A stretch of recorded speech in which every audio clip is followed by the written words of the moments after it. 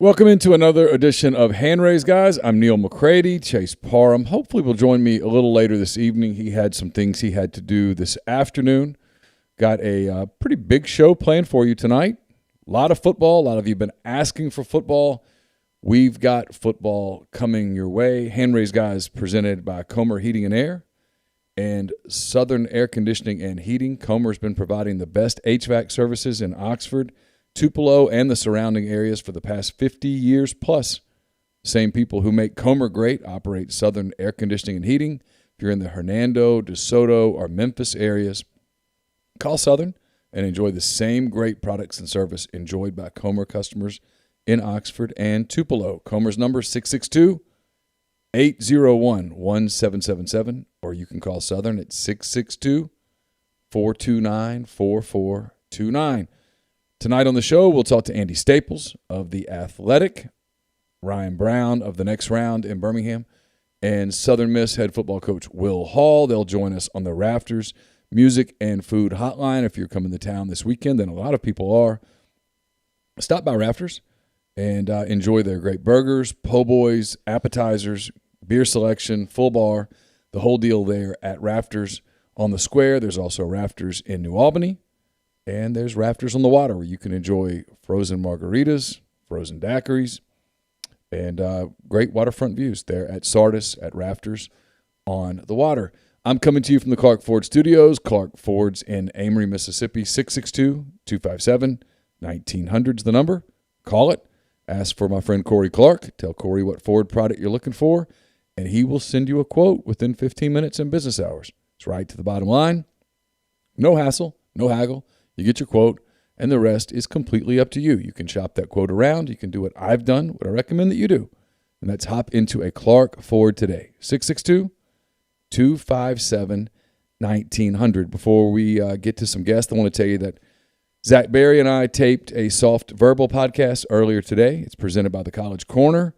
We talked a lot of Ole Miss recruiting. There's subsequently been some recruiting. A commitment. You can read about all of that at rebelgrove.com. It's part of the Rivals Network, where the prices never, ever change. I do have some good news for those of you who have been wanting to have access to other team sites' message boards. That's going to be available starting next week. We're hearing September the 1st, hearing that from the top people at Rivals. So we'll get you more details on that. It's a really good deal. You'll be able to access different teams' boards for a very small upgrade on your subscription, like a couple of bucks a month. So if you're interested in that, you'll be able to do that here very soon. That's brought to you by the College Corner, by the way. The Soft Verbal Podcast is. It's your one-stop Rebel shop, 2 locations in the Jackson area. In Ridgeland, the College Corner is next to Fleet Feet, and in Flowood, it's next to Half Shell. If you don't live in Jackson, it's okay. You can go to College Corner at collegecornerstore.com. Plus, you can find them on Facebook and Instagram. So whether you're tailgating in Oxford or home gating with friends and family, the College Corner has you covered for game day. They have the largest selection of Rebel gear in central Mississippi. Also today, Martin Palomo and I taped an edition of Mind on My Money presented by Pinnacle. You can listen to that. It's in the podcast feed, both on Podbean and SoundCloud, Apple, wherever you get your podcast, it's there. Pinnacle based in Madison, Mississippi. They represent clients in more than 20 states. They have advisors in multiple states as well. Founded in 1997, Pinnacle provides detailed, specialized investment management, financial planning, retirement planning for individuals and businesses, and much more. At Pinnacle, investing is treated like a commodity.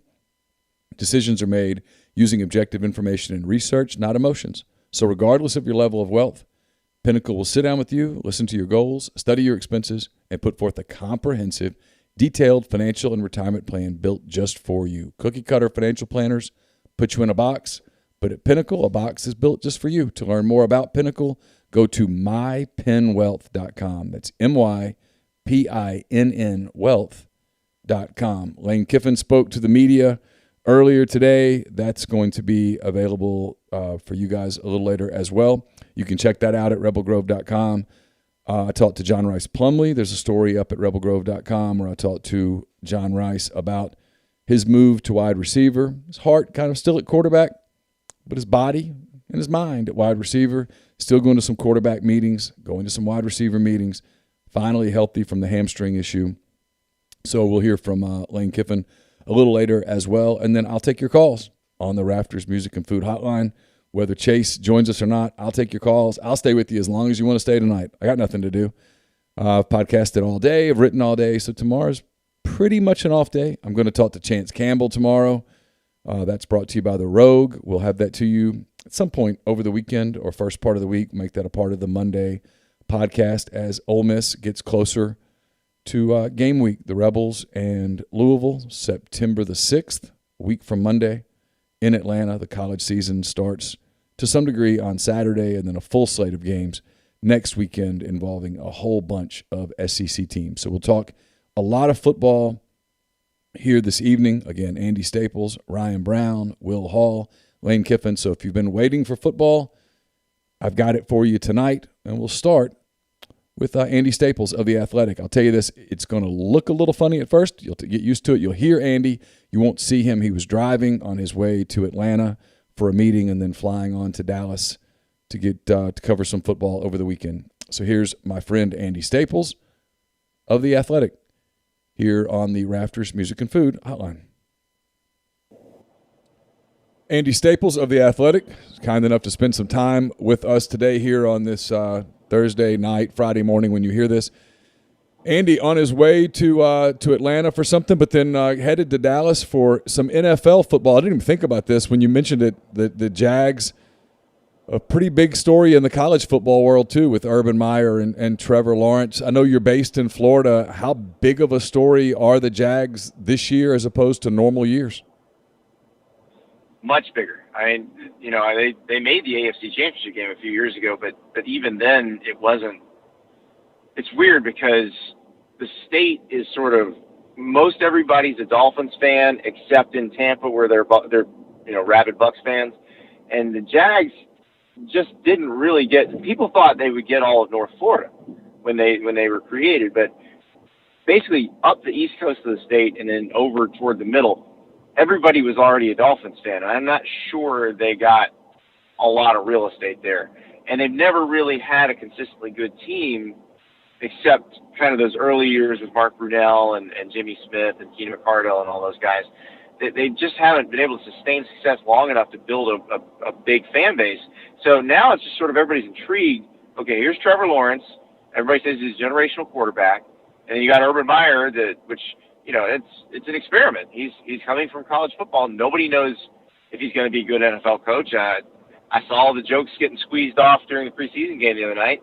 So I'm guessing people think now that he's not going to be a very good NFL coach. So my thing is, I want to see some games that count, because I do recall Steve Spurrier being 4-1 in his first preseason as an NFL coach. So we'll see when the regular games start. But I got a feeling, you know, Urban Meyer is going to lose more than he's used to losing, quite a bit. You know, I got asked this about Urban Meyer, like what kind of NFL coach is he going to be? And it was in a mailbag, and I was trying not to be like flippant and sarcastic about it, but it kind of was the answer that came to mind, which was, I don't know. Tell me how good of an NFL quarterback Trevor Lawrence is going to be and how quickly he's going to be a good one, if he's a good one, because it's such a quarterback league. You know, if you have a great quarterback, you can be a great coach. If you don't have a great quarterback, it's really hard to be a great coach. Nobody questions the greatness of Nick Saban, yet he was a disaster in Miami in large part because they didn't have a quarterback. Right. If Drew Brees passes the physical, Nick Saban's probably still coaching in the NFL right now. That's the bottom line. And, yeah, I think they have the quarterback. I think Trevor's going to be fine. The question is, do they have the creativity? Do they have the roster? Darrell Bevell and Brian Schottenheimer are running the offense. They are longtime NFL coordinators. Darrell Bevell, probably most famous for calling that pass that got intercepted by Jimmy Butler in the Super Bowl instead of handing it to Marshawn Lynch. But they are fairly old school as far as this goes. The college football fans may remember Brian Schottenheimer for his 1 year as Georgia's offensive coordinator, which was a complete disaster. So I think, I'm not sure they can take this roster and make it good enough for them to get much better. Because right now they don't have They drafted Travis Etienne. He's now hurt. He's out for the season. The idea was he gives them a home run threat. They don't really have a home run threat. DJ Shark is probably their number one receiver. Marvin Jones Jr., they signed in free agency. He's probably pretty good. Laviska Shenault's pretty good. But they don't have that guy who can catch the ball in the backfield. They don't have any sort of field-stretching tight end. They just don't have a lot of the pieces you need to be a really successful offense in the NFL. Switch to the college game. I don't have you forever. I want to get to some of the big topics that are out there because you are in a very small handful of people that I think truly have a grasp on just how much the last month or two have impacted the state of the game, the future of the game, and maybe even where things are going. I'll start with this one, even though it's old news a little bit. I haven't talked to you about it, and I've read some of your commentary, but just how big of a deal is it for the SEC that Texas and Oklahoma are soon, potentially very soon, to be parts of the league? It's huge. I mean, because you think about those two brands, you add them to the catalog the SEC already has, you're going to be putting on games that the whole country wants to watch all the time. And I think it's funny that we're now talking about maybe the Big Ten and the Pac-12 dropping back to 8 conference games when they hit their next TV contracts, and the SEC going to 9, or if you ask Nick Saban, going to 10 when they start their new one. Because you look at these games, don't you want to see more of it? More Texas and Texas A&M, more Oklahoma, Georgia, more Alabama, Florida, more of all of it. I mean, it sounds pretty awesome. Yeah, if I'm ESPN, I mean, sign me up. I mean, yeah, I get Florida, Texas. I get LSU, Oklahoma. I get Ole Miss, Oklahoma. I mean, sign me up. I mean, there aren't too many games that you would draw up that I would say, no, I'll pass. I mean, most of the new collection, as you said, catalog, inventory, whatever word you want to use, most of those games they're pretty damn sexy. Oh, yeah. And the thing is, it has put the SEC in an interesting position where I keep telling people this, and people call me an SEC homer for saying this, but this is the truth. And this is why the Big Ten and the Pac-12 and the ACC formed that alliance, which really isn't anything, but they needed to act like they were doing something.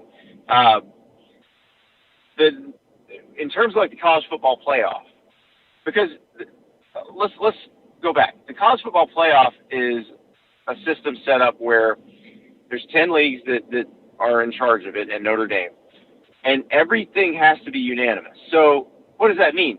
Does that mean they always take unanimous vote? No, of course they bargain for stuff, and some people say, well, I'll give you this if you give me this. But in most cases, there wasn't a league that could say, well, we're out. We're just not going to do that. And if you want to do it your way, then we're out. Because like if the Mountain West said that, everybody like, okay, bye. Yeah, see ya. Yeah.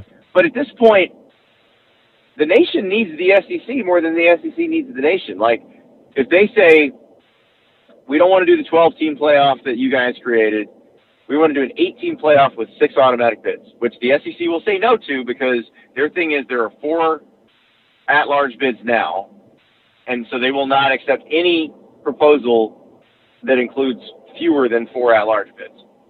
And so let's say they say this, and all the other leagues are like, no, we're in, we're doing this. The SEC is going to be like, we're not doing that. And if you'd like to do it yourselves, then you take that to the TV networks and you see how that works out for you. Yeah, no, they would laugh in their faces, sure. Well, they wouldn't. They would offer them some money, but it wouldn't be nearly the same amount of money. Yeah. Meanwhile, the SEC would go to ESPN and be like, hey, instead of an SEC championship game, we are going to do an 8-team tournament to determine the SEC champion every year. And so you're going to pay us a bunch more for that.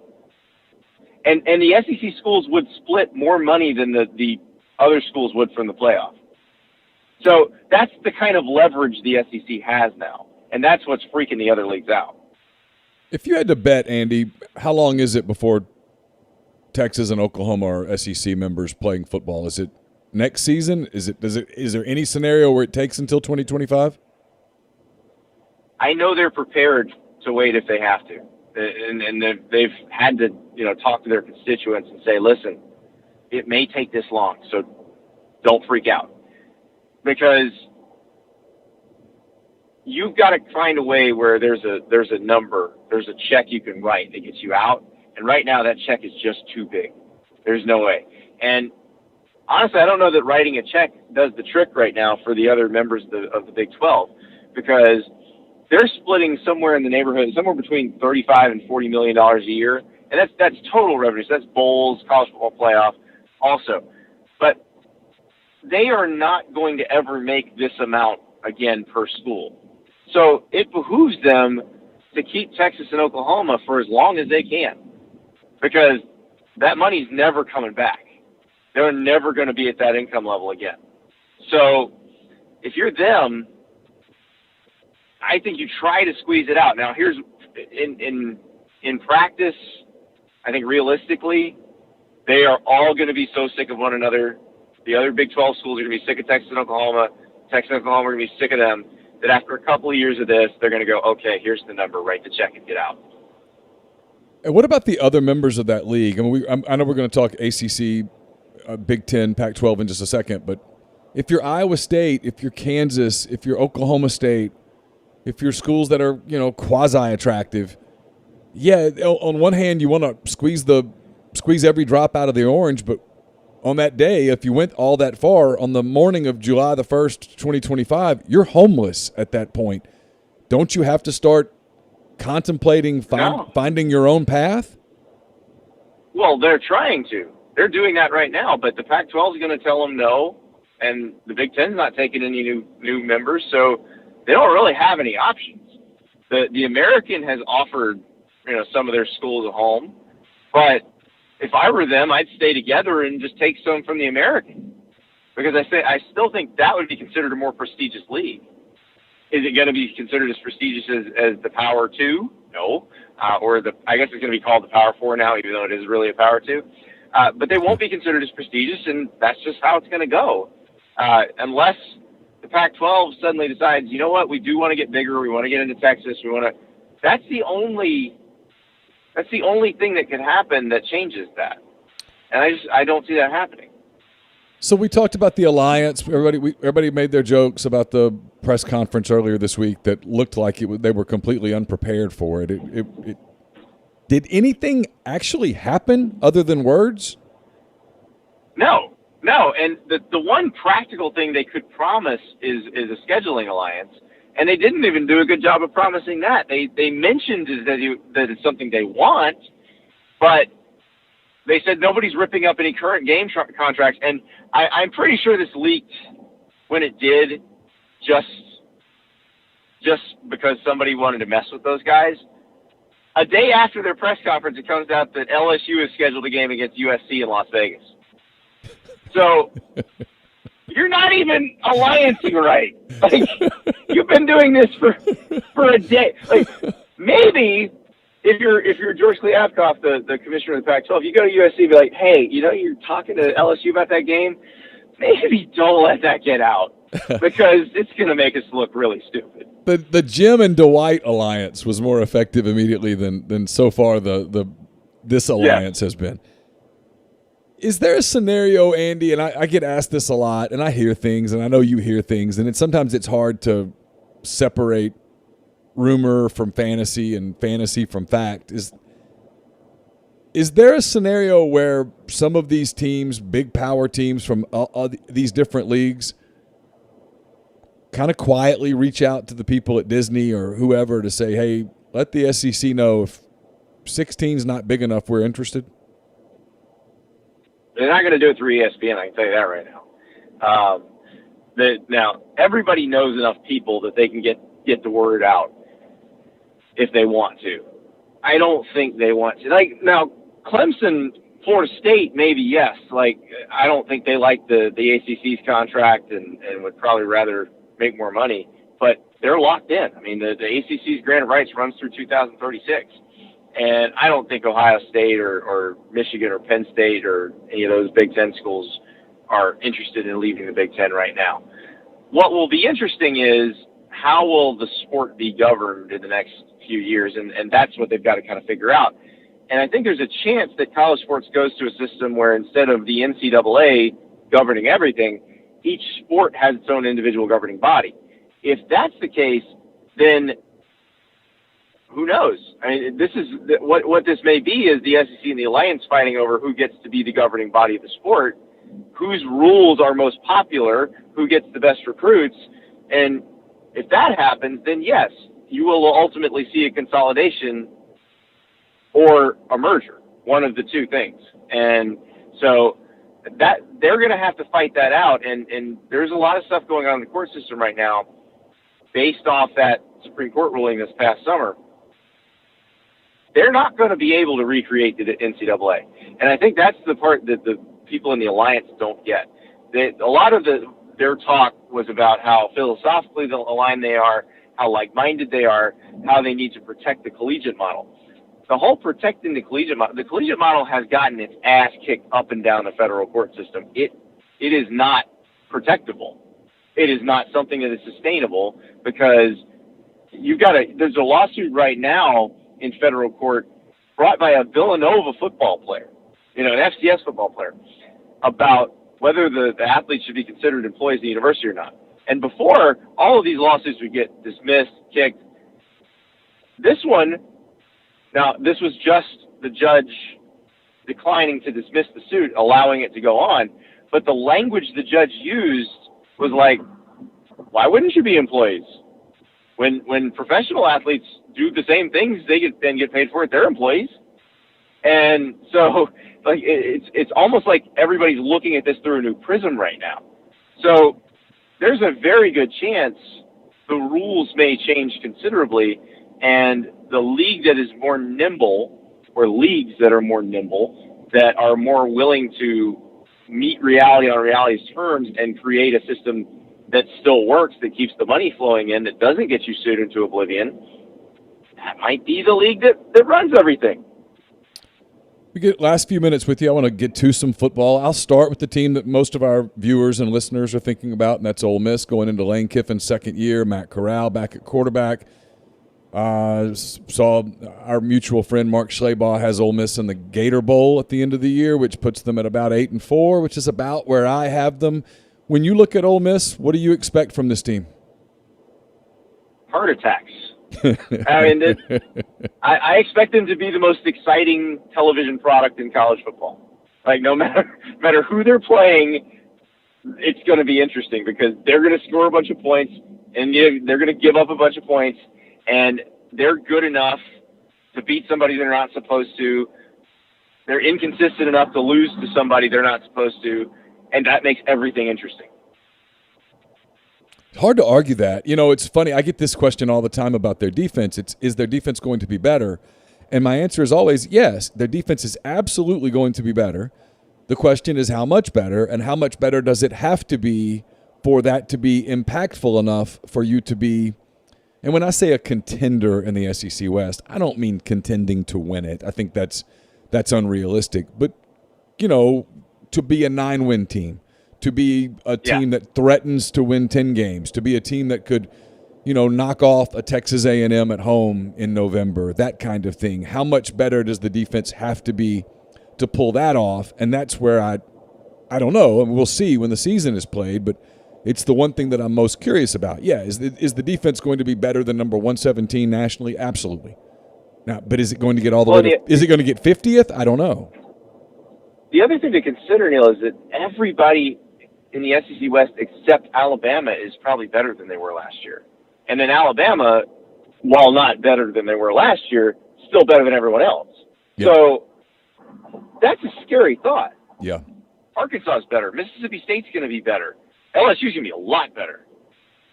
So it's a tough road. And so, yes, the defense could be better, and it may not matter record-wise. You mentioned LSU. They're this volatile team from a prediction standpoint, if you will, because they're so talented. And 2 years ago, they may have been the best college team in the history of the game. And last year, they were a train wreck that very easily could have – I mean, they lost 5 games. They could have easily lost 7 or 8.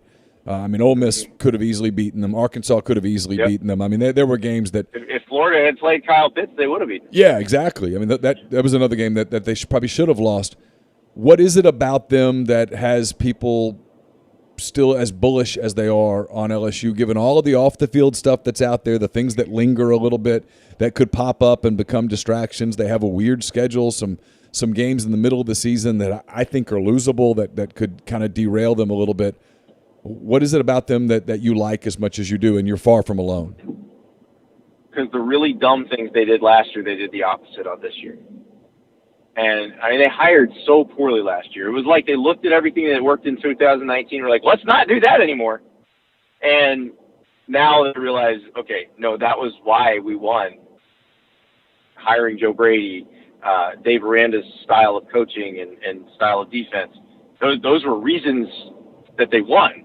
So instead of doing the exact opposite of it, which is what they tried to do last year, they're leaning back into it. And I think with a team full of players who got a lot of valuable experience last year, good or bad, we know they're talented. I think that's going to pay dividends. You mentioned Alabama. Can anybody beat them? Yes. I don't know how you do it yet, but Georgia is talented enough to go toe-to-toe with them. Texas A&M may be talented enough to go toe-to-toe with them. I want to see Haynes King at quarterback. I'm fascinated by this because the dude can flat fly. This is Plumlee with a little bit better arm, or maybe a lot better arm. And so how much is Jimbo Fisher going to use that? Because Jimbo Fisher's never really used the quarterback as a weapon in the run game before. And this guy may be able to do that. Yeah, you nailed it about the division, by the way, because I've had people say, well, who do you have last in the division? I'm like, so I've got Arkansas 7th. I'm like, so you think they suck? I'm like, no, they're not going to suck. No, probably better than last year. Yeah, the record might be worse, but I think they're going to be a better football team. Yep. Yeah, and Mississippi State's going to be better. I mean, now, when Ole Miss saw Mississippi State, they were already better. Like, they had started to make the turn into the last season. Yeah. They played Georgia really tough. But, so it won't be like when Kentucky saw Mississippi State last year and beat them 24-2. Like, that was rock bottom for that team. But what you'll see is a much more cohesive offense, a better understanding of what they're doing between the quarterbacks and the receivers, and the offensive linemen are now going to be more accustomed to working backward rather than working forward, like they were under Dan Mullen or Joe Moorhead. So it's every game's going to be hard. And I mean, for Ole Miss, like, even that random Liberty game shoved in there in November, forget the Hugh Freeze aspect of it. Like, Malik Willis is a really good quarterback.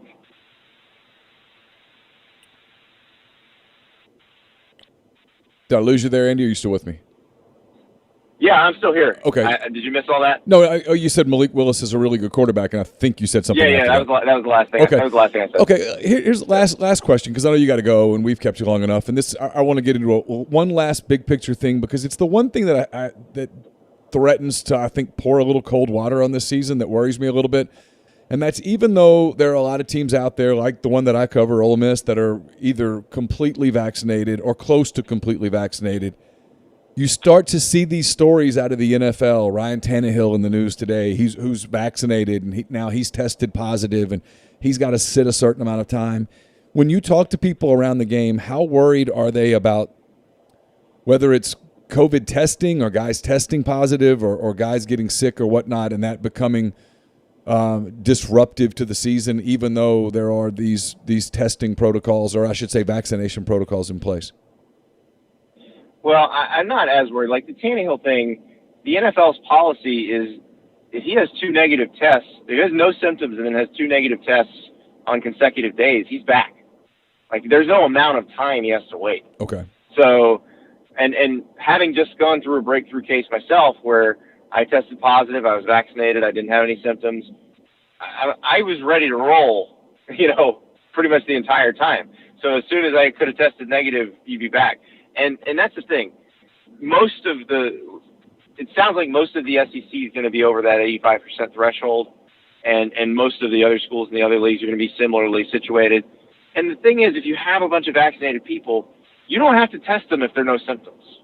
So that's probably not going to be as big of a deal as people think. And there will be breakthrough cases, but you also can get them back faster because they're vaccinated. And so as long as they're testing negative, there's nothing to worry about. Hey, I really appreciate the time. I'm so glad the season's back here. Look forward to reading your work. Your story on Starkel, the San Jose quarterback, was fantastic. Your story on the doo-doo ice at Georgia. People should apparently an issue in South Carolina. I'm hearing now, so I'll have to see if Ray Tanner has any plans to work on that. It was a good story. It's a lot of free advertising for the people at Zaxby's. I'm sure they appreciated that story quite a bit. Oh yeah, well, and I live in a Zaxby's town. I'm more of a Raising Cane's guy myself, so I've been pretty down on Zaxby's for a long time publicly. So this is probably my way of saying it. I'm sorry, and sorry for bashing you as much as I have. Look, I would venture to guess that as much pub as they got out of it, they have forgiven you for whatever you may have said in the past. Yeah, I think so. Just give me a bag of ice every once in a while. That's the big thing. Hey, safe travels. Look forward to reading your work. Talk to you soon, I hope. Thanks, Neal. That was Andy Staples earlier today of The Athletic. Fun visit with him. Kind of agree with him about Ole Miss being one of the most exciting TV products to watch because they're all over the place. Yeah, if you don't read Andy's work, it's worth a subscription to The Athletic all by itself. He's had a couple of really good stories in the last few days about the ice at Georgia and about Nick Starkel, the former Texas A&M, Arkansas, and now San Jose State quarterback, sort of how he got to that spot, which is really a fascinating story to read. Got a lot of detail from Starkel, from Noel Mazzoni, who had recruited him at Texas A&M originally. Starkel finishing his career this year at San Jose State out in the WAC, sort of rejuvenated himself after disappointing stops at Texas A&M and Arkansas. We are brought to you by Dead Soxy, deadsoxy.com. Go to Dead Soxy. If you've never had their socks before, if you've never tried their socks before, they've got a bunch of new product coming out. But do this. Go to their clearance section. They have a lot of socks that they're moving out to move the new socks in. If you've not tried them, go to the clearance section and then enter the promo code Rebel Grove at checkout. Add 25% off to the already slashed prices at Dead Soxy. It's deadsoxy.com, promo code Rebel Grove. Try those. You'll love them. And then when the new socks come out, you'll be wanting to stock up at that point as well. The Grove is going to be open back to full capacity this fall. The team at 7 South Tailgatings will be there to serve any tailgating needs you may have. 7 South is your one-stop shop for all things tailgating at Ole Miss. They provide a level of service that's unlike any other. Their team is passionate about serving fellow Rebels, and it shows. If you use their service once, you'll never tailgate without them again. To lock in a tailgating package for the fall, you can visit their site, 7southtailgating.com, and submit a request, or feel free to call them directly at 662-321-1682. We're also brought to you by Game Changer Patch Company. Game Changer Patch Company developed their own custom blend for treating hangovers several years ago to help reduce dehydration, prevent sleep deprivation, and help process alcohol. Game Changer patches are the only two-patch system available on the market. The warm-up patch is used before or while you drink, and the overtime patch is used after you've been drinking and while you sleep. Try it for yourself at GameChangerPatch.com. Enter the promo code RebelGrove20 at checkout for 20% off your purchase. And we're brought to you by ACS, Automation and Control Systems, LLC. They're owned by Clay McNutt in Baldwin, Mississippi. Established in 2013, ACS is a complete electrical control system solution provider and a Rockwell Automation recognized system integrator. ACS has a full-time, dedicated emergency service and troubleshooting staff and a UL 508A panel shop. ACS can custom tailor software packages, custom design electrical control, panel solutions, and much more. ACS can service and install Rockwell Automation, Allen Bradley, Siemens, ABB, Square D, and many other manufacturers. So for more information or to get in touch with ACS, go to acsllcms.com or call 662-601-4381. So, again, our thanks to Andy. Talked to Ryan Brown as well earlier today. I think you guys are going to really like this. We're going to take calls a little later in the evening. I'm going to be with you as long as you want me to be with you tonight. But I wanted to bring some football content as we get closer and closer to football. The season starts, I guess, a little bit on Saturday and for real next week. So we started to turn the page. It's been a crazy day in our country, a lot of somber news. So I wanted to bring some football to you today. So here's Ryan Brown of Next Round Live, who I spoke to earlier this afternoon. Ryan Brown of the Next Round joins us here on the podcast. It's been a long time since we've talked to you like this, I guess. It's been since you started the new gig. How's it been? How's the transition? So far so good. It has been a weird transition. We left in my case, we were together 77 years combined at WJOX. And in my case, 21 of those 77. So, walking away from a radio career any career that's that long is going to be kind of weird.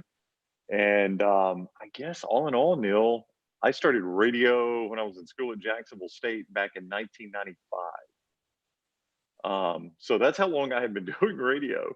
So to walk away from that was really weird and really difficult. But man, I cannot tell you how rewarding it's been.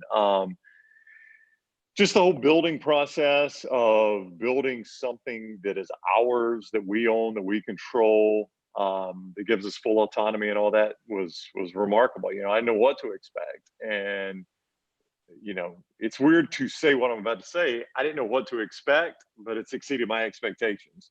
So whatever my level of expectation should have been, it would have been exceeded. It has been really incredible, really rewarding, really fun. And, we've done almost 2 weeks of shows now. That in a way feels like a month, and in a way feels like 2 days. So it's all kind of weird. Does it feel like you're back doing the old show again, or does it feel different? It does feel different. It does feel different. First of all, as you can see I'm still in our studio. I've got I can't flip it around because I can't reach my camera, but I got a bank of lights in front of me here that are very, very bright.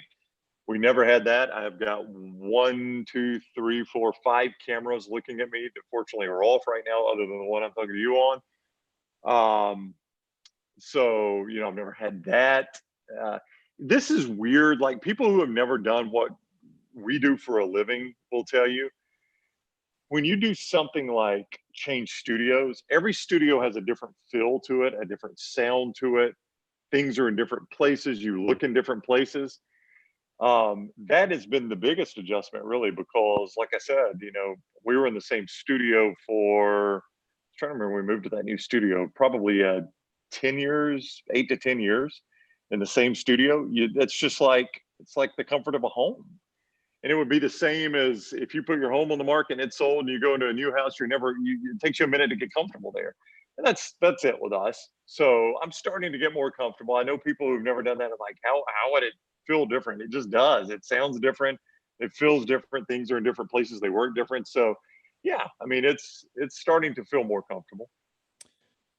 So football season's around the corner. It's hard to believe. I know for you, that's an exciting time. For me, it's an exciting time. For our listeners and viewers, it's an exciting time.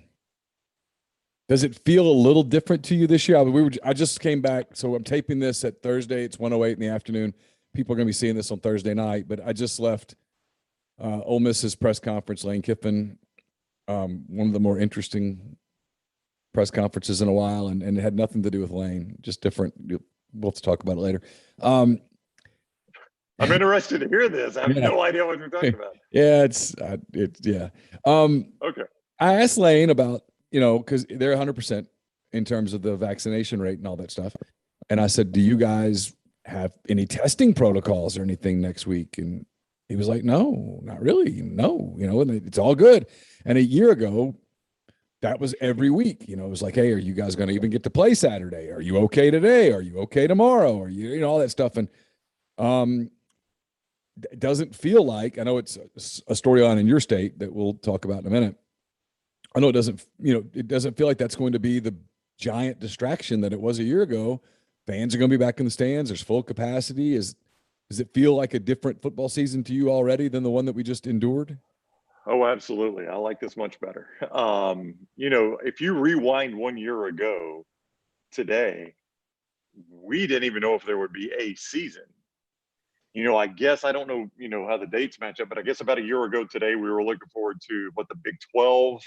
They were, did they start on the actual week one? See, I can't even remember who started where. Big 12 started week one with a couple of games because I remember watching. Yeah. I remember watching Louisiana and Iowa State. Yeah. Yeah, and there was a Kansas State game on, and I was watching Yeah. that one. I remember that, but they started, and then the SEC started like 2 weeks later, maybe, or Yeah. 3 weeks And later. see, Even. yeah. And even with that on the horizon, practices has started, but there was so much unknown. So, yeah, to now, the biggest discussion is, our stadium's going to require vaccination cards. Am I going to have to wear a mask in the common areas? We're not discussing, like, oh my gosh, are they even going to play games? Maybe we should be talking about it more. I don't know. I don't think so. I mean, my gosh, the SEC played almost every game last year. If they can do it last year, Lord knows they'll find a way to do it this year. So, that is the massive difference. And it's still not going to be back to normal, I don't guess. But boy, it's going to be close enough that it is going to be so much better than what we got last year. And I'll say this, what the SEC pulled off last year wasn't normal, but was remarkable. I mean, to pull off what they actually pulled off, what were the total number of missed games? Do you remember? Was it 2 or 6, 3? 8, 10? It was. Was it that few? Yeah, it was. Ole Miss, Texas Yeah. A&M didn't happen. One of the Vanderbilt games didn't happen. It seems like a Missouri game didn't happen. Yeah. And man, that was I mean, about it. Yeah, to get it that close is just absolutely remarkable. So, When you think about it, Ryan, when you think about it, that might have been the first clue last year. Should have been the first clue that Greg Sankey's a stone cold assassin. yeah, I firmly believe, and we never got to this point, but I always believed that it was on the table. Now, you are going to have to withstand a massive PR battle to do this. I know, and I don't know.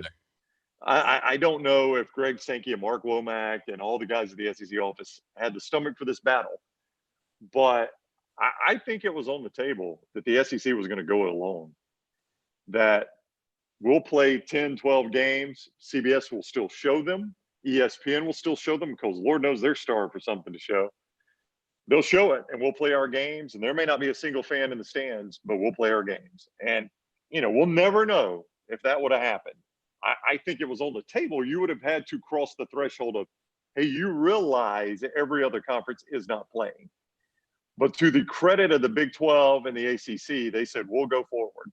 And I'm just imagining Dan Wilkins' column right now. It just the fire and brimstone just falling from the heavens. It would have been.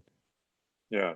Gosh. What's the opposite? What's the opposite of the Nobel Peace Prize? What would be the diametric opposite? That's what he would be suggesting for Greg Sankey. What? But I think it was on the. I mean, I don't know. I'm not going to say it was on the table because they were never really forced to that. But I do wonder if somewhere back in, I don't know, May or June, it was ever, it was discussed. And I would love to hear what the school presidents and Greg Sankey would have said about that possibility. I think they would have done it. I do too. Yeah, I do too. Yeah. I mean, it would have, CBS would have shown it, would have gotten massive ratings because people were stuck inside and had nothing else to do. And, I think the game would have looked the same. You're not playing for a national championship. You'd only be playing for an SEC championship. But the truth is, Neal, had the SEC said they were going to do that, it would have forced, look, the Big Ten changed course already. If Greg Sankey had said we're moving forward, it would have forced John Swofford at the ACC at the time, Bowlesby. It would have forced all of them to say, okay, do we really want to sit on the sidelines and let them play? So I don't think it's a realistic possibility that ever would have happened because too many people would have had to stop and say, you know what, maybe we should move forward too. It might have led to the big alliance a year earlier. I mean, we could have this powerful ACC, Big Ten, Pac-12 alliance that has already just created shockwaves throughout college athletics. May have happened a year. Yeah, you never know. I mean, it might have been, the catalyst to Texas and Oklahoma saying, well, wait a minute, we can play. The Big 12 said we're not playing, but Big 12 doesn't own Texas. Texas is going to play. SEC, you want a game out here in Austin? who knows? I mean, who knows what would have happened? There would have been shockwaves. I think the realistic thing that would have happened is what actually did happen is that there would have been several conferences that said, no, we're going to move forward. And there would have been some that said, oh, well, we're not going to do it, not in this atmosphere, not in this environment, until they waited a month and like, wait a minute, nobody's dying. Nobody's going to hospitals. We're actually able to manage this. Guys are wearing masks. They're testing more frequently than they would be testing normally. And then the Big Ten had to swallow it and say, God, we screwed this up. We screwed this up. And we got a chance to at least get some games in and salvage something because we royally screwed this one up. I talked to Andy Staples earlier today. I'll ask you the same question. I know it's been out there for a little while, and the news cycle moves so fast that it's now just kind of like common knowledge that, yeah, Texas and Oklahoma are joining the SEC. But it's a really big deal, isn't it? I mean, the more that you give it some thought, the more that you look at it and talk to people about what the ramifications are, have we even done justice, we being those of us that do this for a living, have we done justice to how big of a deal this is for the SEC, for college sports? Probably not. And it's because I think we've gotten comfortable now with realignment. I think after this last batch of realignment that, sent Nebraska and Maryland to the Big Ten and Rutgers, and then sent Missouri and Texas A&M to the SEC and all that, I think everybody just assumed we're not done with this. So when the concept of realignment comes up again, you're like, yeah, I anticipated this would happen. Now, did you ever think it would be Texas and Oklahoma to the SEC? I did not. I did. I would assume. Did you really? Because I would have assumed maybe more Pac-12. But come to think of it, or not come to think of it, but obviously the Pac-12 is far weaker now than they were the last time all this went down. Not even close. Yeah. So I think the concept of realignment we got so comfortable with that we kind of gloss over this. But you're right. I mean, this is Texas and Oklahoma. These are two blue bloods. These are almost founding members of college football, if you will, right? So it should be a bigger deal. This is not the SEC going out and picking, scraps from somewhere. This is the SEC going and saying, all right, let's scan the landscape. Who are the most powerful ones out there? Ohio State, yeah. Michigan, yeah. USC, yeah. Texas, yeah. Oklahoma, yeah. Okay, we'll take two of those. And they went out and got them. It's huge. I reference this thing all the time. There's a Wall Street Journal story Jeffrey Wright sent to me a few weeks ago, and I've referenced it. I've kept it on my phone, as a matter of fact, because I think it's so fascinating. They used 2018 values, and they ranked the brand value of college athletics programs. I think it may have been college football programs. Texas was number one. It's Ohio State, then Alabama, but, Auburn's in the top 10, LSU's in the top 10, Tennessee's in the top 10, Oklahoma's in the top 5 or 6, Arkansas's in the top 20, South Carolina's in the top 20, Ole Miss is like 21 or 22. I mean, it's the power of the SEC and the brand by adding Texas and Oklahoma to your inventory of games every year is remarkable what that does for a brand value. Really now the only brand in American sports that is more powerful than the SEC, frankly, is the NFL. No doubt. And you could argue that the only two brands in all of sports that are more powerful than the SEC today from a money standpoint are the NFL and the English Premier League.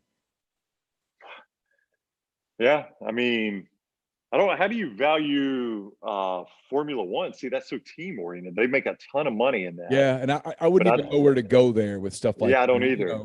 I'm just when I think that, I just think about football, basketball, baseball, hockey. Yeah, no, you're right though. But I think you're right. And think about what you just said. South Carolina is in the top 20. Yeah, South Carolina, because in any other in any other entity, success equals that kind of money. But in the NFL, you don't necessarily. The Detroit Lions, Neal, they operate pretty much on the same financial game plan as the New England Patriots, right? That's the beauty of the design of the NFL. And Detroit, what has Detroit ever won? Well, South Carolina, they're the Detroit Lions for sure. Of Southeastern Conference football. They've never won anything. What have they won? Steve Spurrier took them to an SEC championship game. In the history of South Carolina football, they've never been close to a national championship. Doesn't matter, because it is set up so that they're going to succeed by being members of the Southeastern Conference. And the games that that's they the beauty of play. the system. Yeah, the games that they play, they're going to play a schedule that's going to include Florida. It's going to include Tennessee. It's going to include somebody out of Alabama, LSU, Texas, Oklahoma. Now it's going to have Georgia.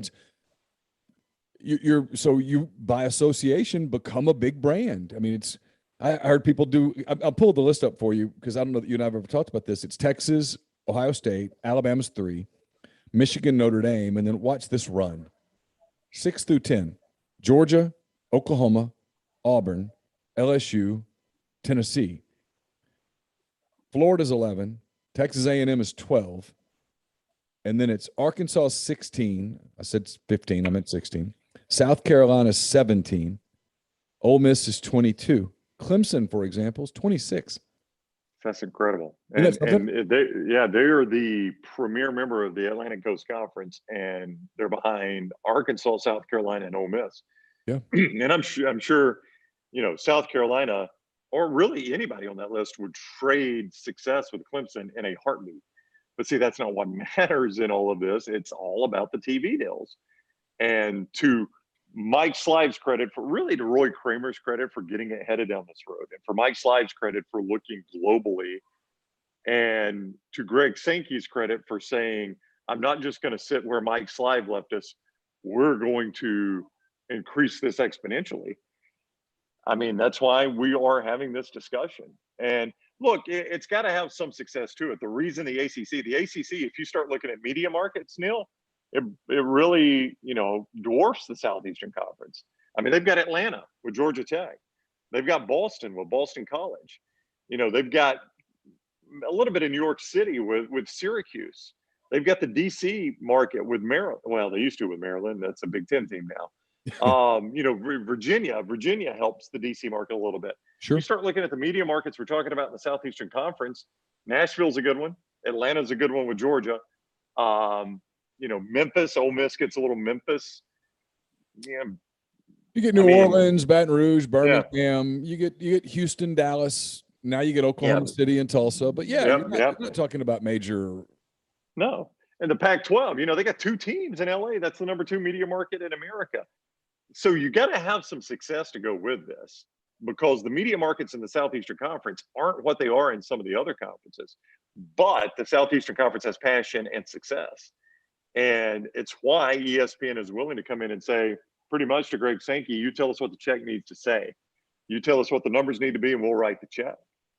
I told you that I found it quite interesting when the story came out about how the deal would be done with Texas and Oklahoma, because some of the initial commentary, Ryan, was, oh wow, so you gotta cut the pie smaller, because Texas is going to want a piece of pie and Oklahoma's going to want a piece of pie. Yeah. Then it came out that nope, the way it works is Disney/ESPN, however you want to call that, as long as they approve of the addition, they'll just make more pie, so that everybody gets more pie. And I thought, whoa, that's pretty interesting, because that leaves the door wide open for more to happen down the road. And I don't think anything's happening like tomorrow or next year even.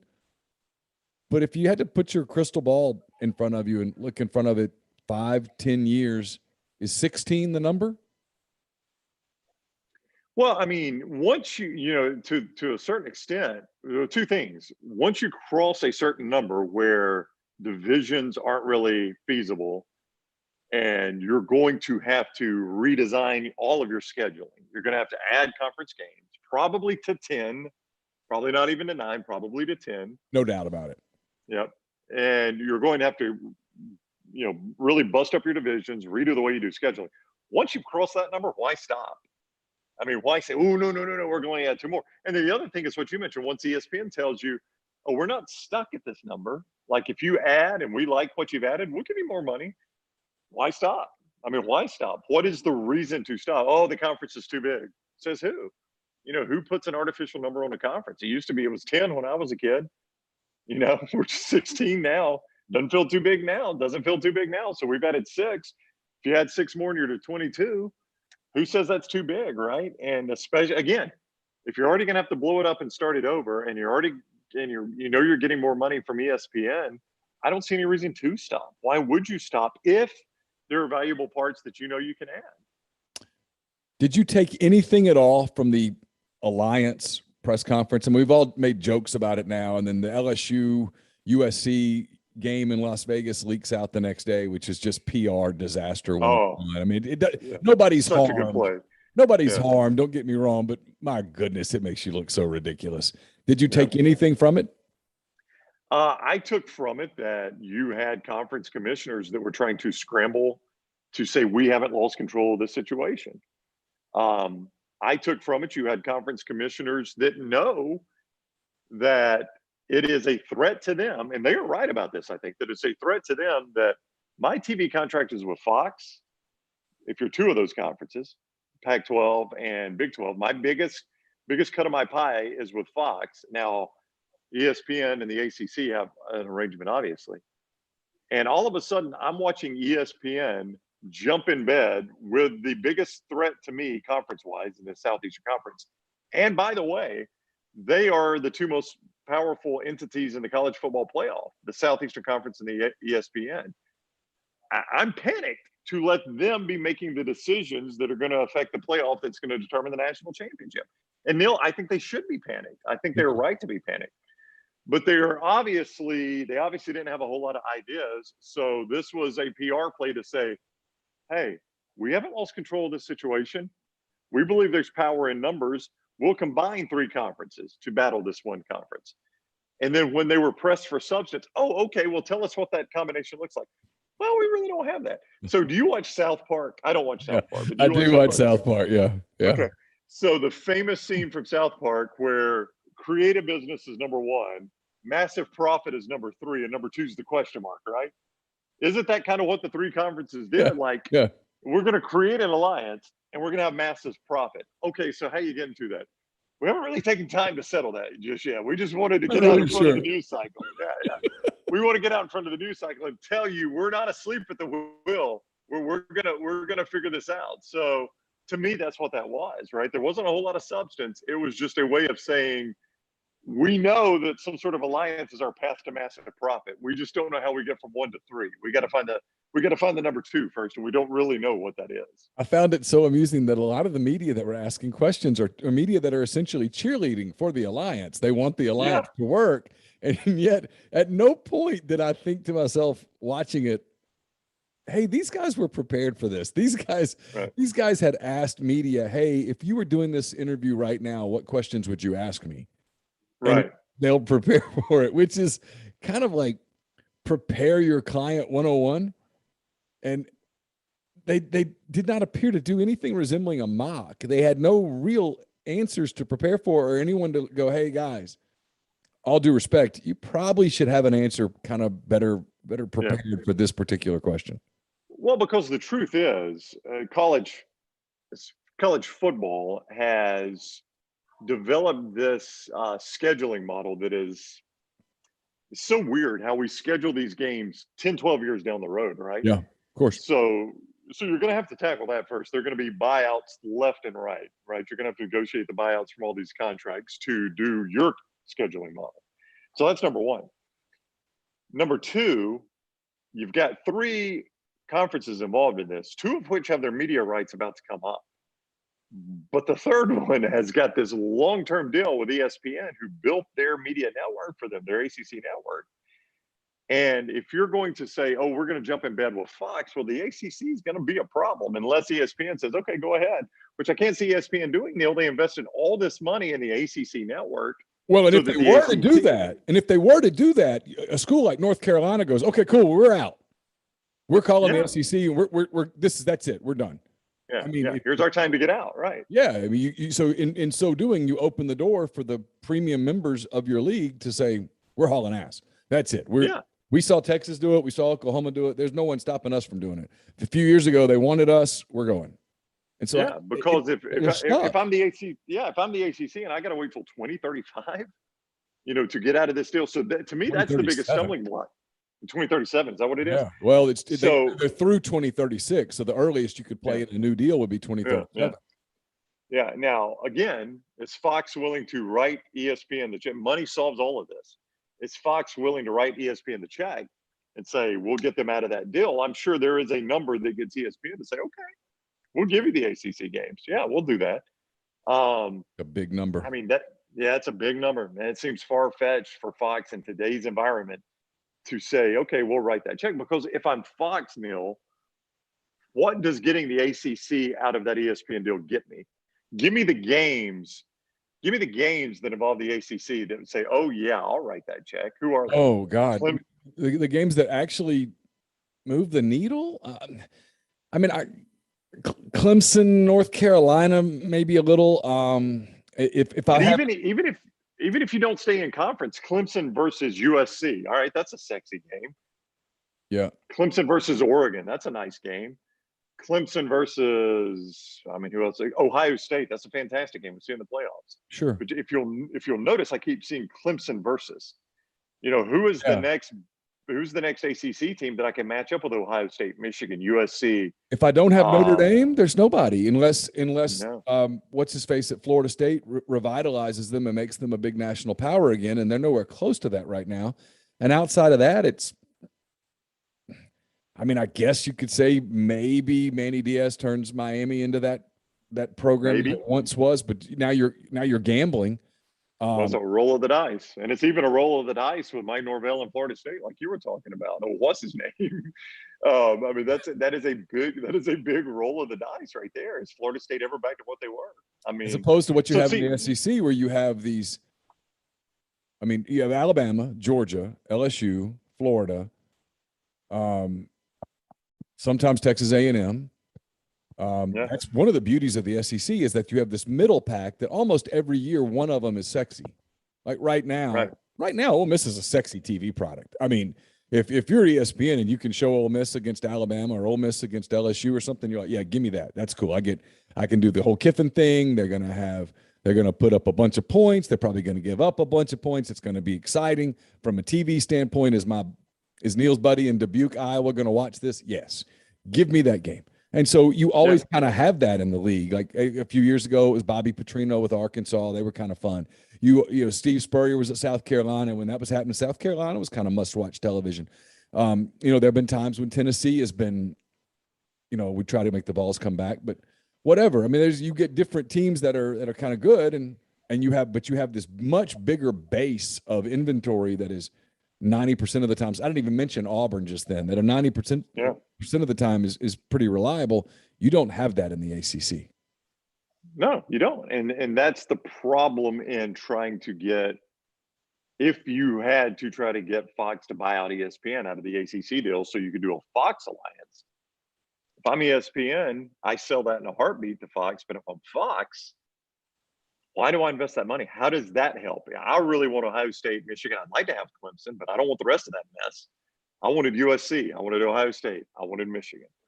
I wanted Clemson, maybe. I don't want to buy Wake Forest and Boston College and a really down Syracuse product and Florida State and Miami, who are a shell of what they once were. And then you got to take NC State, and it's tough. How does that help my product? I'm willing to help out here, but how does that help our product? So, to me, that's the trickiest part about all this, because it's all going to be TV driven. And what happens to that deal in the ACC? So while I've got a few more minutes with you, let me ask you about some of the SEC teams we've talked about. Auburn's been in the news this week, the whole Brian Harsin thing with the vaccination and testing positive for COVID. How's that played in your state? It's been interesting. You've got a lot of Auburn fans that are upset with him. You've got a lot of Auburn fans that are probably have some sort of agreement with what they perceive his stance is on this, even though, he tried to clarify that yesterday. You've got Alabama fans that are just looking for any reason to roll an Auburn fan or Auburn coach under the bus. They're going to take shots at him. And then you probably honestly have some Alabama fans that are like, I perceive that he has this type of stance, and I feel the same way. So, it's weird for me to say this, but I kind of agree with an Auburn coach, for an Alabama fan to say.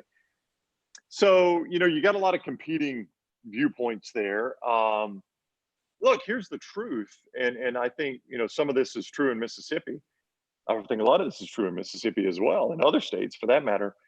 Brian Harsin cannot legally tell his team, hey, you've got to take the vaccine. He can't legally do it.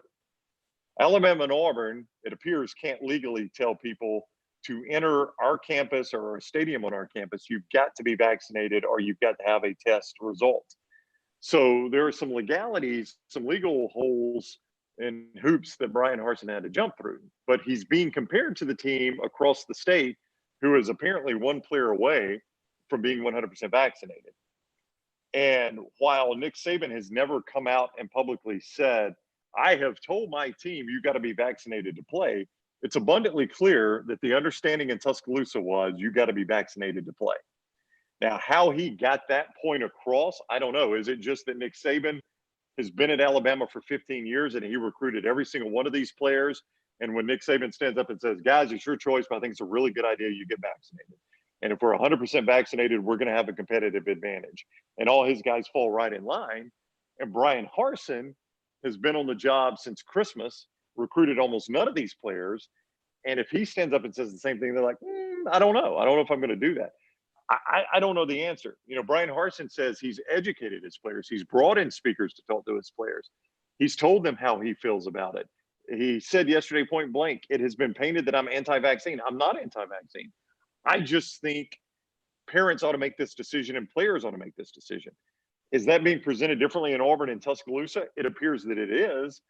So it puts Brian Harsin in a light where it looks like he's actively campaigning against it. And it's put his team at a competitive disadvantage.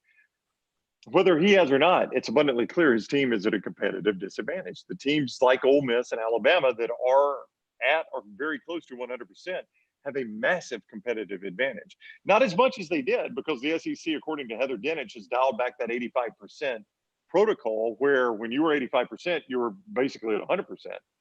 But Ole Miss and Alabama have said that 85% doesn't really matter because we're at 100%. So, you know, we're basically operating business as usual. That's a massive competitive advantage for those teams that are there. Kiffin used a couple of interesting words. He says irresponsible. He's, you know, I don't think Lane Kiffin ever looked at his players in the eye and said, hey, you're either vaccinated or you're gone. You're either vaccinated or you don't play. But I do think he said to them, if you're not vaccinated, it's selfish. And if you're not vaccinated from a team standpoint, not a vaccine, not a disease and all that stuff. From a team standpoint, you're selfish and it's irresponsible. And if you're a player on a team, I don't know how you can hear your coach say that and the coach is vaccinated and then you go, you know what, I'm going to hold my ground. It takes some stones at that point. It'd be a lot easier just to go, okay, you know what, everybody else is doing it, I'm going to do it too. And I think that's probably what happened here.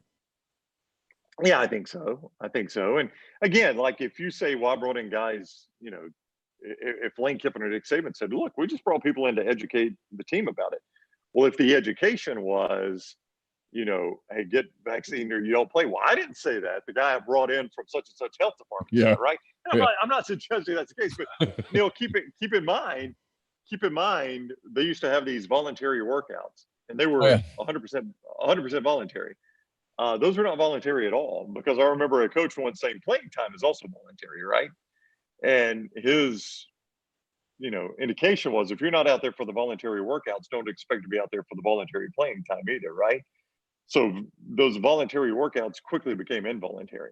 This is a much more complex issue and a much, you know, more important issue, obviously, because it deals with health, your own health. But you could say the vaccine is voluntary, but if your actions say differently, no matter what you say, the player is going to assume I got to get vaccinated to have my playing time. And I think that has gone on at a lot of, and I'm not saying it is in Oxford or Tuscaloosa, but I think it has gone on at a lot of places in college football. I think that's more than fair. All right, last few minutes, we'll dive into other games and teams as the season goes on, but give me your overview, SEC West, going into it as we get closer to week one. What are you looking for? How do you sort of see it playing out? I think Alabama and Georgia are the clear elites in the Southeastern Conference. And I don't put Texas A&M there because Texas A&M has a massive gap between them and Alabama that they haven't been able to close. And I do think they're the ones knocking on the door. And so I would kind of separate Texas A&M away, maybe Texas A&M and Florida in that next group. And I think there's this really fascinating next group that includes Ole Miss and it includes Auburn. It includes maybe on the bottom end, Missouri and some of those other teams that are good enough that they can pick off some of those other teams, but probably not there where you could say they're legitimately knocking on the door of the elites. One of the discussions we've been having on our show this week, because Chris Hummer of 24/7 Sports wrote something about this, and it's just kind of this popular discussion, is Ole Miss that team? Because there's always that team. There, almost every year, there are teams that start the season in the AP top 10 and they finish the season out of the AP top 25. And every year you do the exercise of trying to identify those teams. And every year you're like, it's not them, it's not them, it's not them, it's not them. And then you get through the top 10 and you're like, well, I don't think it's anybody. Well, the stats tell you it's somebody. The stats also tell you there's a team that's going to start out of the top 20, 25, and they're going to work their way up into the top 10. And I think Ole Miss has become that sexy discussion. Because if Ole Miss, and I don't know that they can do this, but if Ole Miss is only 2 losses, where Alabama and Texas A&M, they're a top 10 team at the end. Oh, for sure. Absolutely. Yeah. Absolutely. Now, I don't know that they can do that. I think they've got, if everything fell right, they can do it. But that's still giving Ole Miss some impressive wins, right? Which they can do. But, that's still having them beat LSU, a team that did that game go to overtime last year? Or was close to overtime? It was like, down to the very end? It was a typical 44-41, wasn't it? Or something like that. I could find it. It was 51-48 or something. Yeah, something like that. Yeah, they were right in that.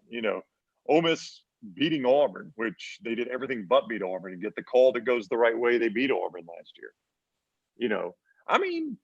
It's not the craziest discussion in the world. There are a lot of people that think Missouri, not Kentucky, will be the number 3 team in the East. And I'm a guy that is a little bit of a doubter on Eli Drinkwitz, and I know you look at it last year and you're like, how could you doubt what the guy did? No, I thought he was really good last year. I just don't know that guy sustains it long-term at Missouri.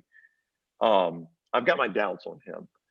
But, Mississippi State is an interesting team. That second year for Mike Leach, you've got the system in place. I just think that next pack is so fascinating because there are only a couple teams that I would throw out of that pack. I would throw Vandy out of that pack. I would throw South Carolina out of that pack. I might even throw Tennessee out. Yeah. I think they're probably in that mid-tier, but they're at the bottom end of it. That is such a fascinating group of teams that one of those teams will jump out and they'll be right there with Texas A&M knocking on the door of the elites. I think it could be Ole Miss. The other team that everybody talks about in that group is LSU. And I don't know what to expect from LSU after such volatility. I know people like Andy earlier today said he thinks they've got their coaching situation squared away. He thinks they're going to be back to being a real contender. It's hard for me to put away all the chaos and carnage that I sort of watched last season and go, oh yeah, they'll be perfectly back a year later. I don't know that I'm prepared to do that. Well, I don't trust Ed Orgeron overall. I don't think he's as bad as they showed last year. That was a weird year. But boy, they are in a tight spot in their quarterback room. If Max Johnson certainly looked good at the end of the year, but if Max Johnson only looked good at the end of last year and might not be your guy moving forward, you got nowhere to go. They've gotten themselves in a bind at quarterback with that Miles Brennan injury. And I just don't trust Ed Orgeron long-term, Neal. I don't. And I know he's won a national championship, but, Gene Chizik in this state, and I like Coach Chizik, and I think anybody that dealt with him personally loves Gene Chizik personally. You can criticize him as a coach all you want. He gets that. I've heard him talk about it. But they won the 2009 national championship. Gus Malzahn, for years, now Gus Malzahn stained a little bit in Auburn fans' eyes, but for years, Cam Newton got credit number 1 for that national championship. Gus Malzahn got credit number 2 for that national championship. Nick Fairley probably got more credit, the defensive lineman, than Gene Chizik did. Gene Chizik is 3rd or 4th at best in the credit he gets for that national championship. I think history will show Ed Orgeron's kind of the same way. Joe Brady and Joe Burrow get credit number 1. You're to number 3 before you get any sort of credit for Gene Chizik.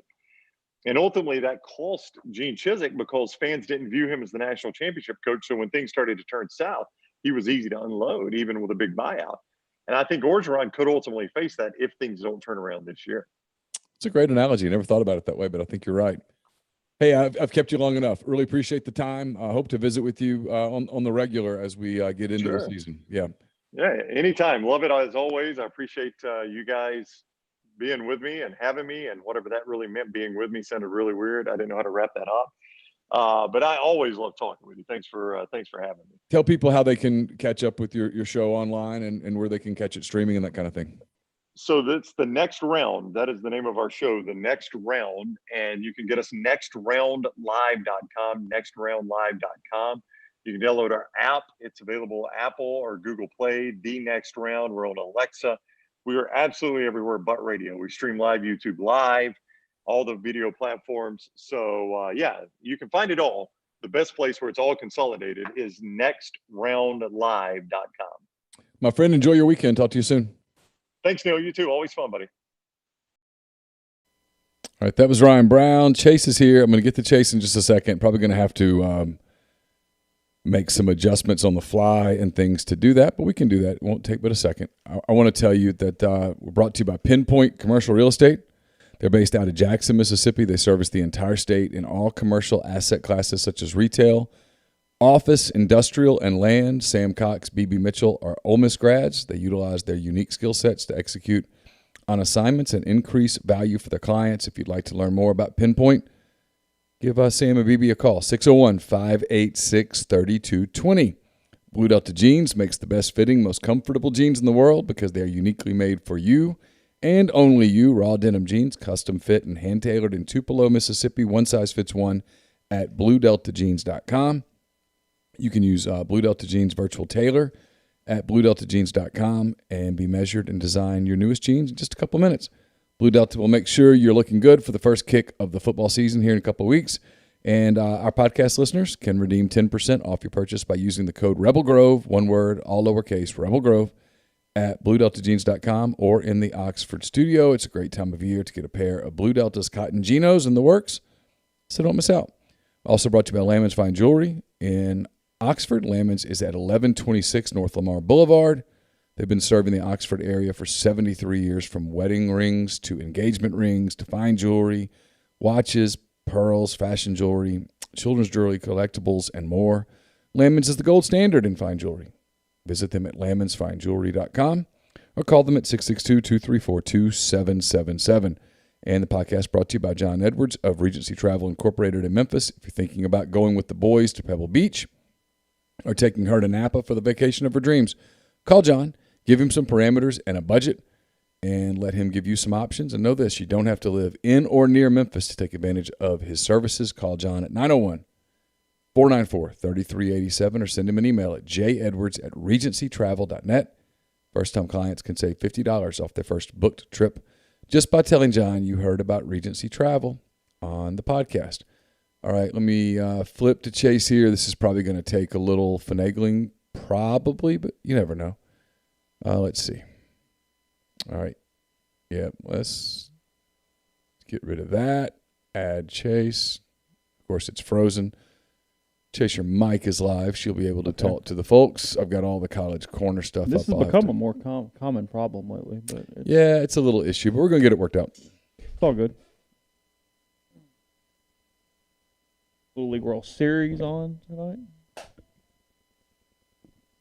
I haven't actually seen this kid from South Dakota pitch in person. Everybody keeps talking about.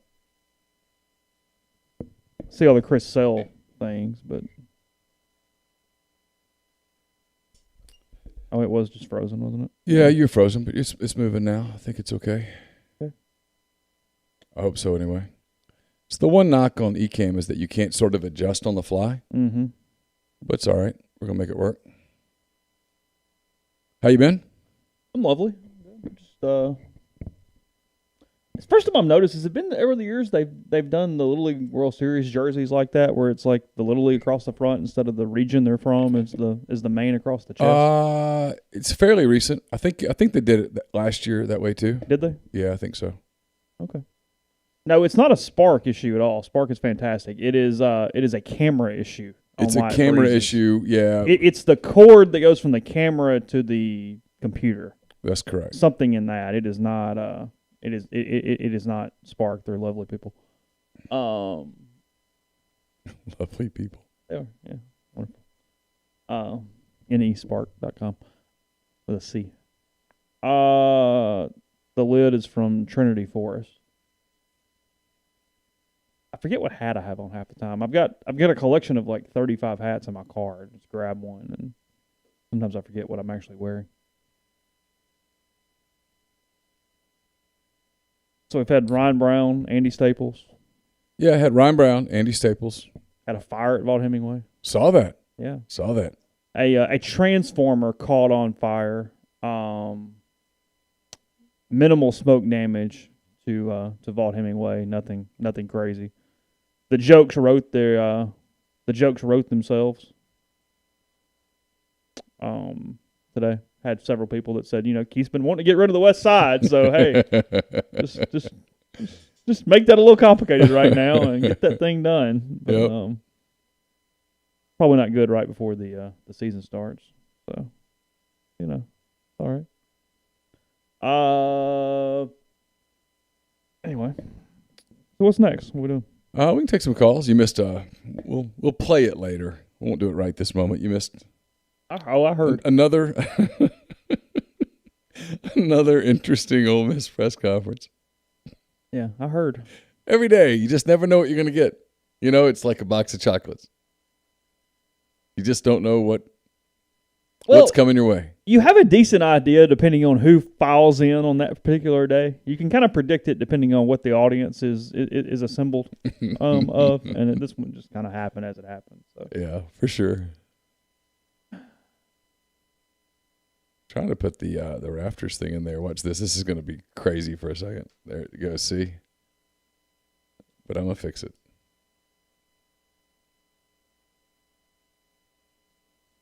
This is me being just weird. Because it's not supposed to do what it did, but it's all going to be okay. What are you trying to do? I was putting the little Rafters thing in the middle there because I kind of like it, if I'm just being totally honest. Okay. No, it looks good. Chase had somewhere to go this afternoon. He got back into town, and he knew that we had a couple of pre-recorded things, so we're all good. We're all good. We're all good. Sometimes we just have to cover for one another a little bit, All right, we can take calls. Let's see. I've got that set up here somewhere. Let's see. Hold on. So Hawaii, Michigan, South Dakota, and Ohio in the is that who's left? And the Final Four for the Americans. All right, the phone number is 662-259-2999. I'll find that and put that up here. I've had multiple screens going today, so I'm having to find some things, but it's all good. I feel like I've slowly mastered the You figured it out the last couple of days, haven't you? I figured out some things, for sure. Yeah. And some stuff just disappears, believe it or not. I think they just go away? Yep. Hey, who do we have? Hey, boys. How y'all doing tonight? Bubba, how are you? I'm doing good. Tell you what, there ain't enough Miller Lite state of Mississippi tonight. Oh, yeah? So, what's wrong? What's wrong? I'm just kind of mad, man. Stuff going on in Afghanistan. I mean, I'm retired from the Mississippi Guard, and I was in the 155th. Just makes me sick. I just want to pray for the boys and their families tonight. So, well, I mean, sorry, I'm no, with y'all. But, no, you're okay. I probably should have said something about it at the beginning. I was just trying to kind of keep the mood a little light. But yeah, it's a tragic day. I think the last count I saw was 13 U.S. servicemen and women. I don't know what the breakdown demographically is, but the deadliest day for the military in more than 10 years, which is just tragic. It's a terrible day. Yeah, it's sad, but anyway, let's say something good. I'll tell you, boys. I joined your stuff last week, and for the year for Rebel Grove, and probably some of the best money I spent. So it was White Pine, and just sitting there and figured I'd pull the trigger. So got to get y'all's college fun a little bit. And, it's a good week this week with 2 4-stars, and it's it's been good. We told Zach to go buy some recruits, and he did. So there you go. I mean, that's what we tell him all the time is, look, Zach, get it done, man. Do what you got to do. Well, I tell you what, I just got a couple questions for y'all. Okay. And you think John Rice is going to really be a good wide receiver? What have you guys been hearing? I talked to him today. Stories up at rebelgrove.com. Yeah, stories up at rebelgrove.com. I think his heart's in it for the first time in a while. He says he was very honest. He talked about how he missed quarterback. He talked about how he gave some thought to the transfer portal. But, yeah, I think so. He's finally healthy. He had a hamstring injury. He talked about how baseball season prevented him from getting in football shape, and the two things are two different deals. And so he had to get into football shape in a hurry, and I think that's one of the reasons that he tweaked the hamstring a little bit. And but he's back, and he's healthy, and he was full speed today. They held him out of the last couple of drills, just kind of protecting him. They're sort of shifting here this weekend from camp mode to season mode, and they're going to try to let guys get fresh a little bit here the next 4 or 5 days, and we'll see. There's some questions that only his performance can answer, right? That can he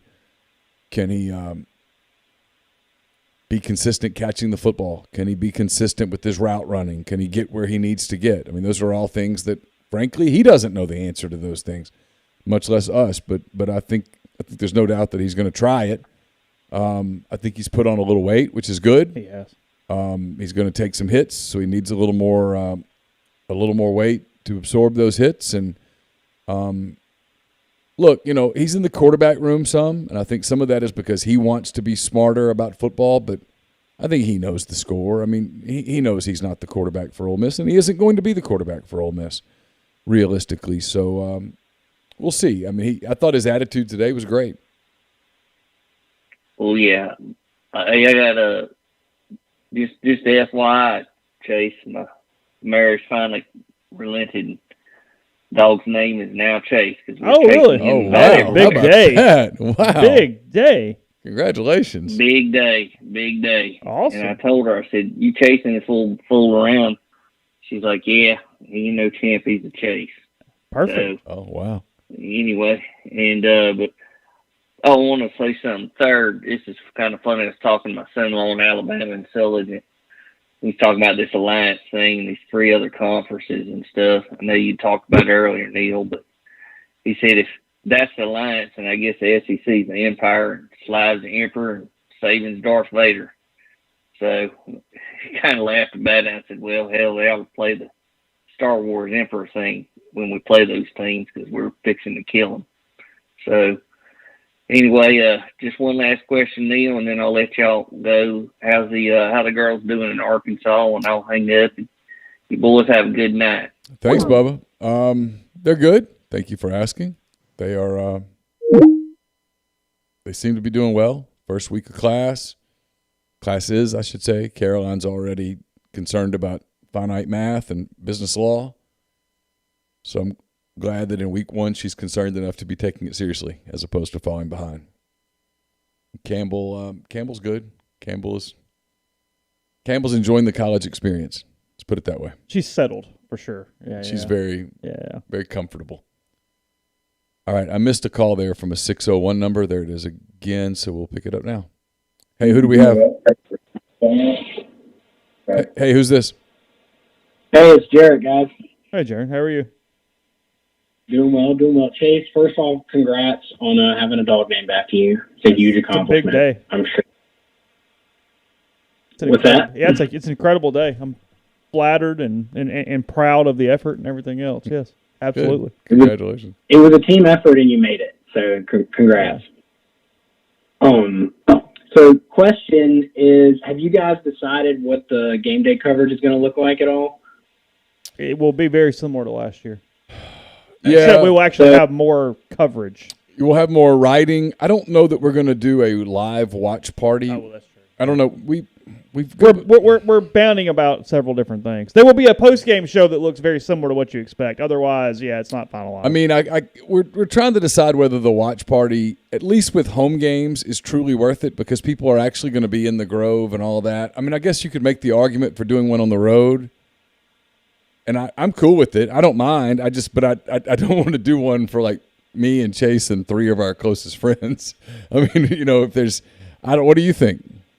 Yeah, well, so number one, I love the in-game stuff, watching it with you guys, because, a big part of what I do while I'm watching the games is get on the message board and talk about what's going on in the game with everybody on the board. So getting you two's input real time, is worthwhile to me. And so my question, if you guys were going to do that, is have you given any thought to actually playing the game on the stream there and just have like your 2 pictures in like a little box in the bottom left, so you don't have to play that dance of syncing up the TV with the YouTube stream? Well, you know what I mean? In an ideal world, we would be allowed to do that, but that would be a major copyright violation. Yeah. And so I should have thought about that. Very illegal. Yeah. Yeah, we just that's something that we if can't. If we even play 3 seconds of things, we get hit with copyright. Yeah, no, you're absolutely right. I didn't even think about that. You're right. Well, I hope you guys do it because I really enjoy it. But I get there's going to be a lot more people in the Grove, so it may not be as worthwhile for y'all. So have you been keeping track of Tropical Storm Ida? We were just talking about it at the end. Chase got here towards the end of the Ryan Brown interview. We were just chatting about that a little bit. It sounds like it's a potential concern for like South Louisiana and South Mississippi. Yeah, I'm about a quarter mile from the Highway 90 and the beach right now. So I didn't hear you guys talking about that because I was in the other room asking my soon-to-be ex-wife if she would take the dogs with her when she goes out of town, so in case I have to get out of here. That could be a nasty one. So, Neal, I'm going to come stay at your house if I have to leave town because I don't think I'm welcome at my in-laws in Jackson anymore. He has spare rooms now. Yeah, I'm just saying. We have spare rooms. That's for sure. More than that's a good. Yeah. Maybe Carson help me catch up on my NBA because I haven't really been paying a whole lot of attention to it. Play a little FIFA. I mean, the whole deal. Yeah. You could. Carson could definitely catch you up on the NBA more than you'd probably want to be caught up. All right, guys. Well, I'll definitely take you up on that. But all right, fellas. Well, good talking to you. I'm glad you're back doing the live streams, and we'll see you around.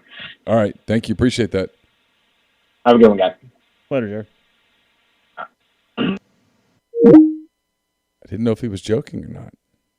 You can go either way. Kind of careful. Yeah.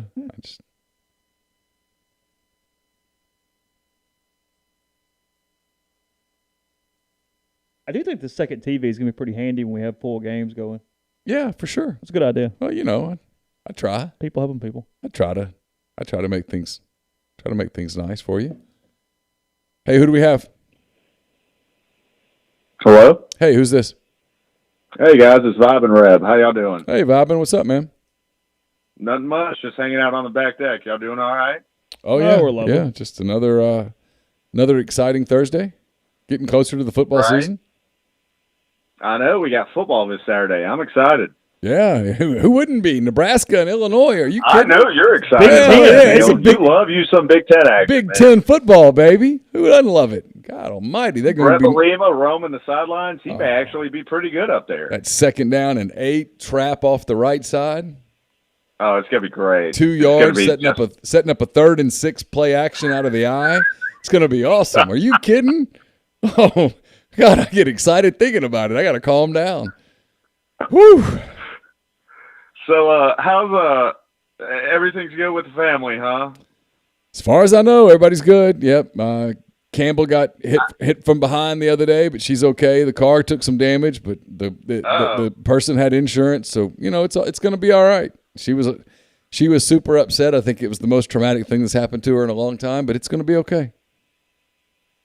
Well, as long as it wasn't like a terrible car accident, that's probably a good thing then, if that's the most traumatic thing. There were 4 cars in the accident, and hers was, Lord. Yeah, hers was the only one that wasn't towed away. So good. Yeah.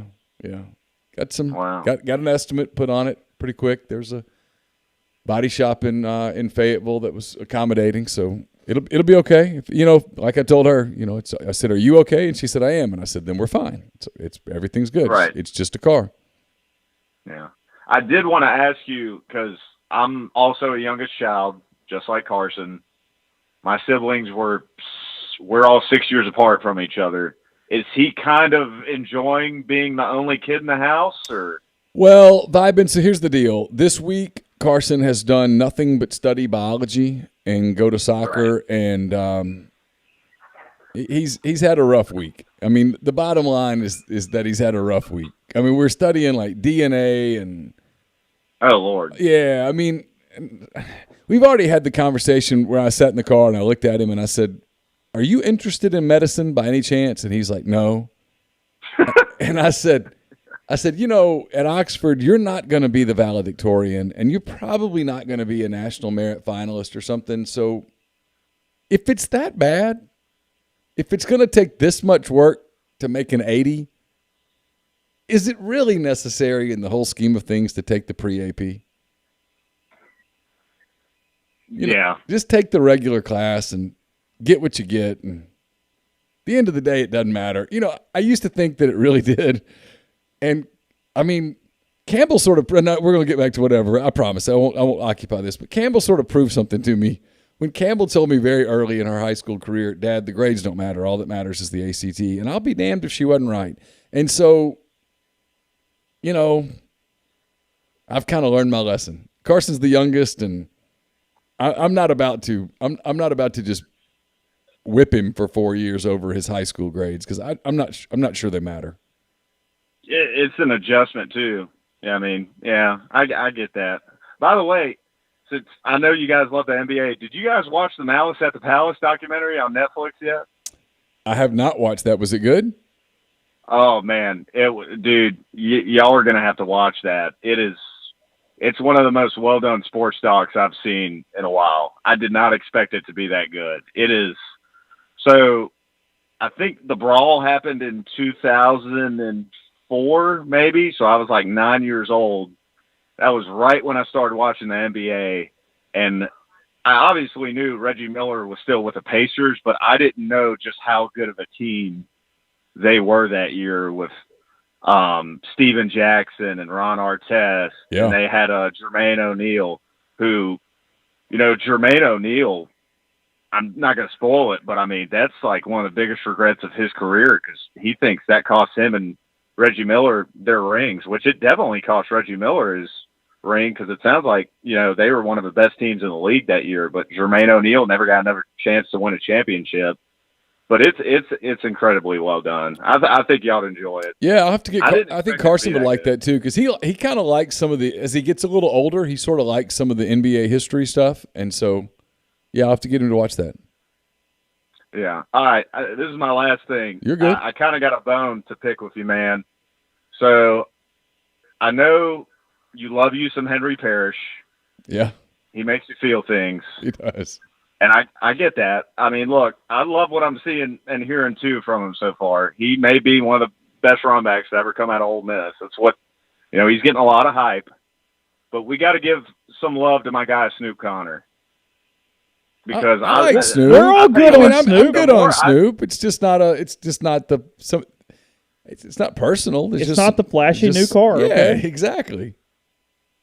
I understand that, but the more pictures I see of that guy and the way I watch him he run, has gotten bigger. And, man, he's that, all right, run behind the guards and go get me however many yards I need you to get me. And I love that. I mean, Neal, as a Big Ten fan, you should also love that. I do like it. I do like it a lot.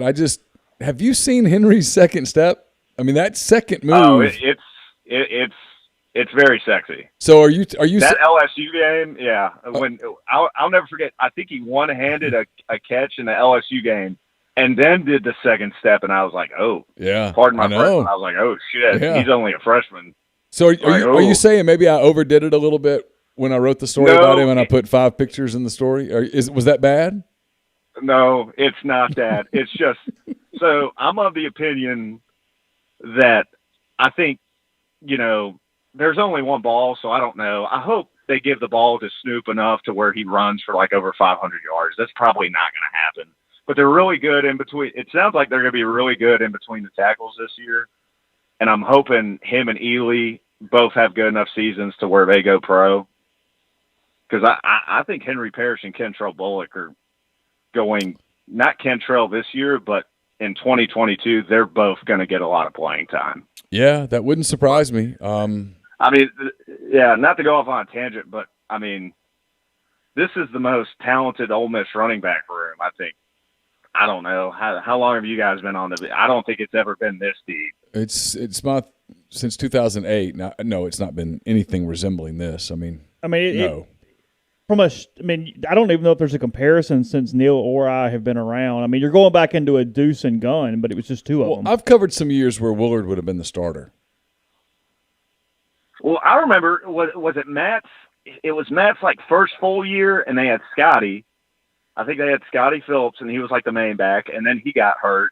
Yeah. And someone else got hurt, and Willard at the end of the year is a redshirt freshman was getting serious carries at the end of a year because they just didn't have anyone else. That's most years, frankly, that we've covered. Other than Jalen and some accompaniments. Honestly, the only thing I could think of was, and this doesn't really count because Scotty was hurt all 2019, it felt like. The only comparable thing to me is when you had Scotty as a senior and then you had Ely and Snoop as freshmen, but that's not the same thing. This year it sounds like they have 4 guys that they can just be just give them the ball. Yeah. I'm fascinated to see the offense this year. Well, I am too. I'm interested to see, how much slot not only Ely plays, but how much slot Parrish plays. No, yeah. Look, you got Kiffin and Levy. And then, look, I think I heard this where they have Drummond lined up as an H-back. I absolutely love that in the red zone. Well, look, here's the thing. Kiffin loves to use the tight end, and I don't know that yet at this moment they have a tight end that's exactly what he's looking for, and so I think he's going to do some big adjustments. Yeah. He's great at that too. And then I don't think the defense is going to be good this year. I think they're going to be significantly better, but I still think they're going to be subpar. But there's a big part of me that looks at the schedule and I'm like, they just need to get a couple stops, man. Because if they could have gotten a couple stops last year, they're probably 7-3. That's just, I don't know. This is the most excited for an Ole Miss football season I've been in probably since the Sugar Bowl year. Probably 2016 too, because there was still a lot of hype with that before, the program, the wheels came off. But I'm excited. Well, all right, man. I appreciate y'all taking my call. All right, Vibin. Yep. Appreciate you. All right. Take care. Thanks to Webb for the super chat. He says, what impact does Arch have if he comes to Ole Miss? How much money does he make a year? What's the over-under for Coach O not getting fired next year? And congrats to Chase for having a dog named after you. I'm going to put that in my Twitter bio. The impact of Arch coming to Ole Miss is massive. But it's not massive. Look, Arch is going to get paid if Arch wants to get paid, but it's not massive for Arch. It's massive for Ole Miss because it associates Ole Miss with major NIL deals. That's huge. They need that. That's the way to move up levels in recruiting is to be associated with those. Hey, who do we have? Hey, man, you got Matt in Little Rock, Arkansas. How are you guys doing? Hey, Matt, what's up in Little Rock? Hey, brother. Hey, Neal, I just wanted to say thank you and appreciate you sending your daughters to Arkansas. It shows that it's not all bad blood between our fan bases. But got one thing. And listen, I love your show. I discovered you guys last year before the Arkansas game, and you guys know things have been tough up here. But I've always enjoyed the rivalry with Ole Miss.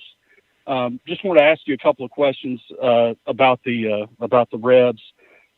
Matt Corral, I think, has a chance to have a special season, but wanted to find out with the guy that had played quarterback moving over to a different position. What does the backups look like? And Renfro's had some moments up here in camp, so I know they've got some good arms behind Corral.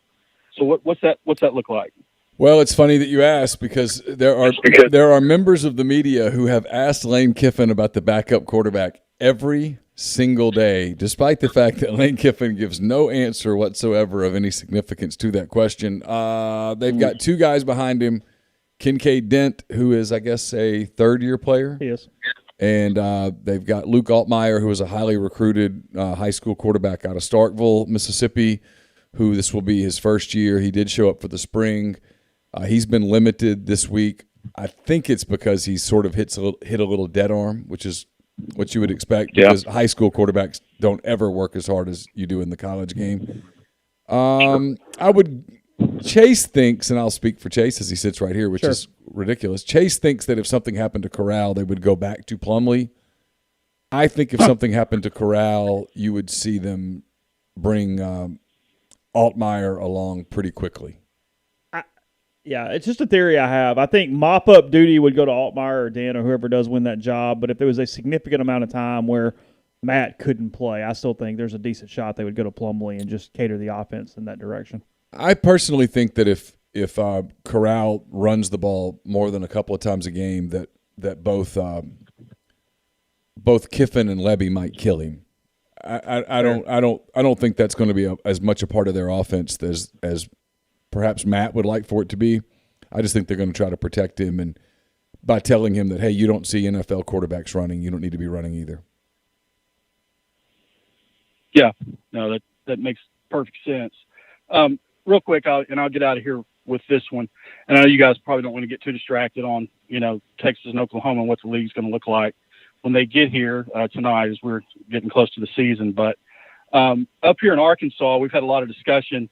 And if they go to a pod system, listen, I used to go down to Jackson and watch Arkansas play in the 80s when they'd come down there and when they play here at War Memorial. And it was I've always enjoyed that rivalry. We don't want to get stuck in a pod with the new Big 12 schools. I mean, there's a lot of feeling. Yeah, we've got the long history with Texas and A&M, but we've been in the SEC for 30 years. We want to be in the pod with you guys and Mississippi State and LSU and let the Big 12 guys figure it out. Has it really been 30 years? Pod, so. 92. Wow. Do what? Yeah. You said 30 years, and I thought man. he's being hyperbolic, and then I started doing the math, and I was like, son of a bitch, he's not. We're old. Go ahead. I'm sorry. Chase will remember this because he's followed the program for a long. He may remember. He may not. I was sitting in War Memorial the year before Arkansas got in the SEC. We opened the season against Ole Miss, and we were going in for a touchdown. And I don't know who the defensive back was that came over. It was Chris and Mitchell. hit Ron Dickerson Jr. at the goal line. Yeah, and kept him from going in. The next year, Arkansas was in the league. So we've been in the SEC a long, long time. I forgot the hit was on Ron Dickerson. Yeah, I was at that game. Yeah. I was at that game, yeah. Yeah. My first one of my first Razorback games was the 1984 Arkansas Ole Miss game. Ken Hatfield's first game ended in a 14-14 tie. And as a 10-year-old kid, I didn't know whether I was happy or what was this last 3 hours about. So it's been a good rivalry for a long time, and appreciate y'all's show, and thanks for letting me call tonight. All right, Matt, thanks for the call. Yeah, man. Man, time flies, doesn't it? 30 years, 29, I guess, right now. I thought when he said that, I thought Arkansas hadn't been in the league for 30 years. They have. That's crazy. Grind saying Auburn ain't lost to Arky since 2015. Not wrong. Well, he's not wrong, but I mean, scoreboards and whatnot. But I get it, but yeah. Oh, God, that's funny. Arkansas probably is like, Sam Pittman's probably like, I'd like to have a minute. Yeah. Oh, jeez.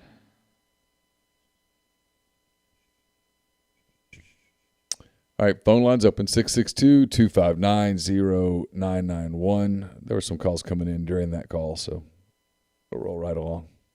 When we're done with calls, you'll show Will Hall still to go tonight. We promised that. So they'll get Will Yeah. Have you watched the Kiffin presser? No, I have not seen it. Would you like to see it? We can come back and talk about it. Would you like me to see it? Well, last week we dissected the Kiffin presser, and this week it was interesting. All right, we got a call. Hold that thought. Hey, who do we have? This is Dr. Joe from Jackson. Dr. Joe, how are you? I'm doing well. I actually have a gambling question tonight. Okay. Okay, I'm in a football pool that you get to pick 2 Division I college football teams. And the winner is based on the AP Top 25. Now, I would ask an AP voter, but I don't get to do that tonight because of the fan site thing. Correct. Right. Of course, we could never be unbiased. Never, right.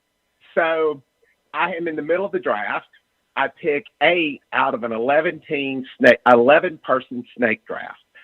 My first team I picked is Notre Dame. Is it worth picking Ole Miss as my second team? How does it work? Yeah. What are the rules? How do you win? Okay. The rules is you're based on the ranking of your teams. So a perfect score is 3. You pick the number 1 team and the number 2 team. 1 + 2 = 3. And final rankings? So, yes, the final ranking. So Okay. most years, the winning person has a score somewhere between 15 and 25. And there's 11 people in the team. The pot, the money is formed by you pay $20 per loss of the teams you pick. Okay.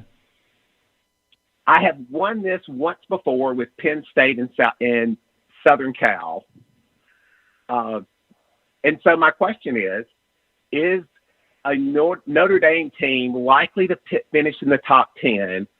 And do I have enough cachet for an Ole Miss team to finish somewhere 15-ish? So at 25, I have a shot at being part of the money. The pool is split 1, 2, and 3, 80, 20, 10. I mean, I do think Notre Dame could be a top 10 team. Looks a little bit of a hot take here.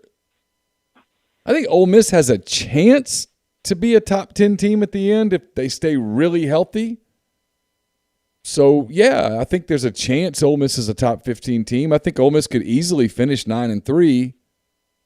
And if they finish 9-3 with losses to, let's say, just for kicks and giggles, let's just say they lose to Alabama, at Auburn, and home to Texas A&M, and win their bowl game, that's top 15 for sure. Yeah, and for me, that's only a $60 pay-in. So it's $20 a loss. 3 losses at $60. I'm willing to do that. Yeah, it's not that's not a bad gamble. I mean, it's a gamble. You could lose, but sure. Yeah. And the outside bets on this is you get $5 from everybody if if one of your teams win a national championship, and you get $5 from everybody if the Heisman Trophy is on one of the teams you pick.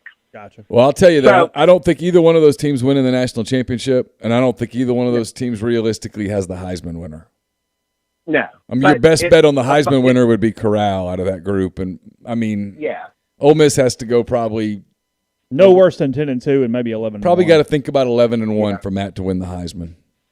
Yeah, I know. And I have an outside $5 Ole Miss to win the national championship at whatever odds.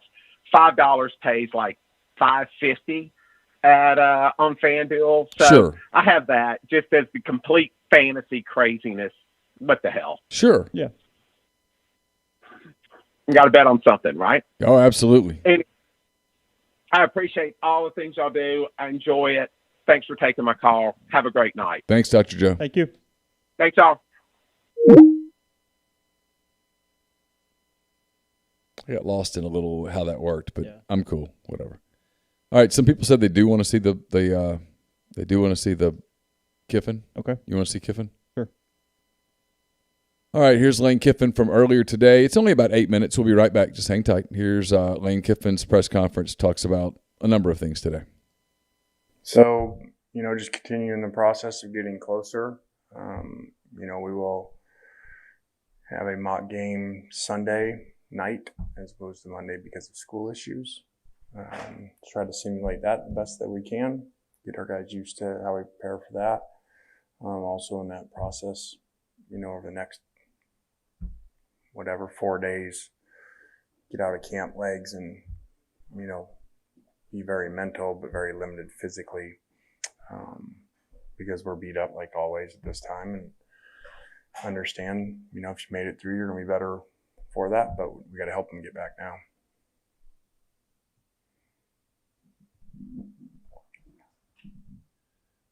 You may have sort of just addressed this, but have you essentially shifted to the Louisville prep part now, or are you still technically kind of in camp?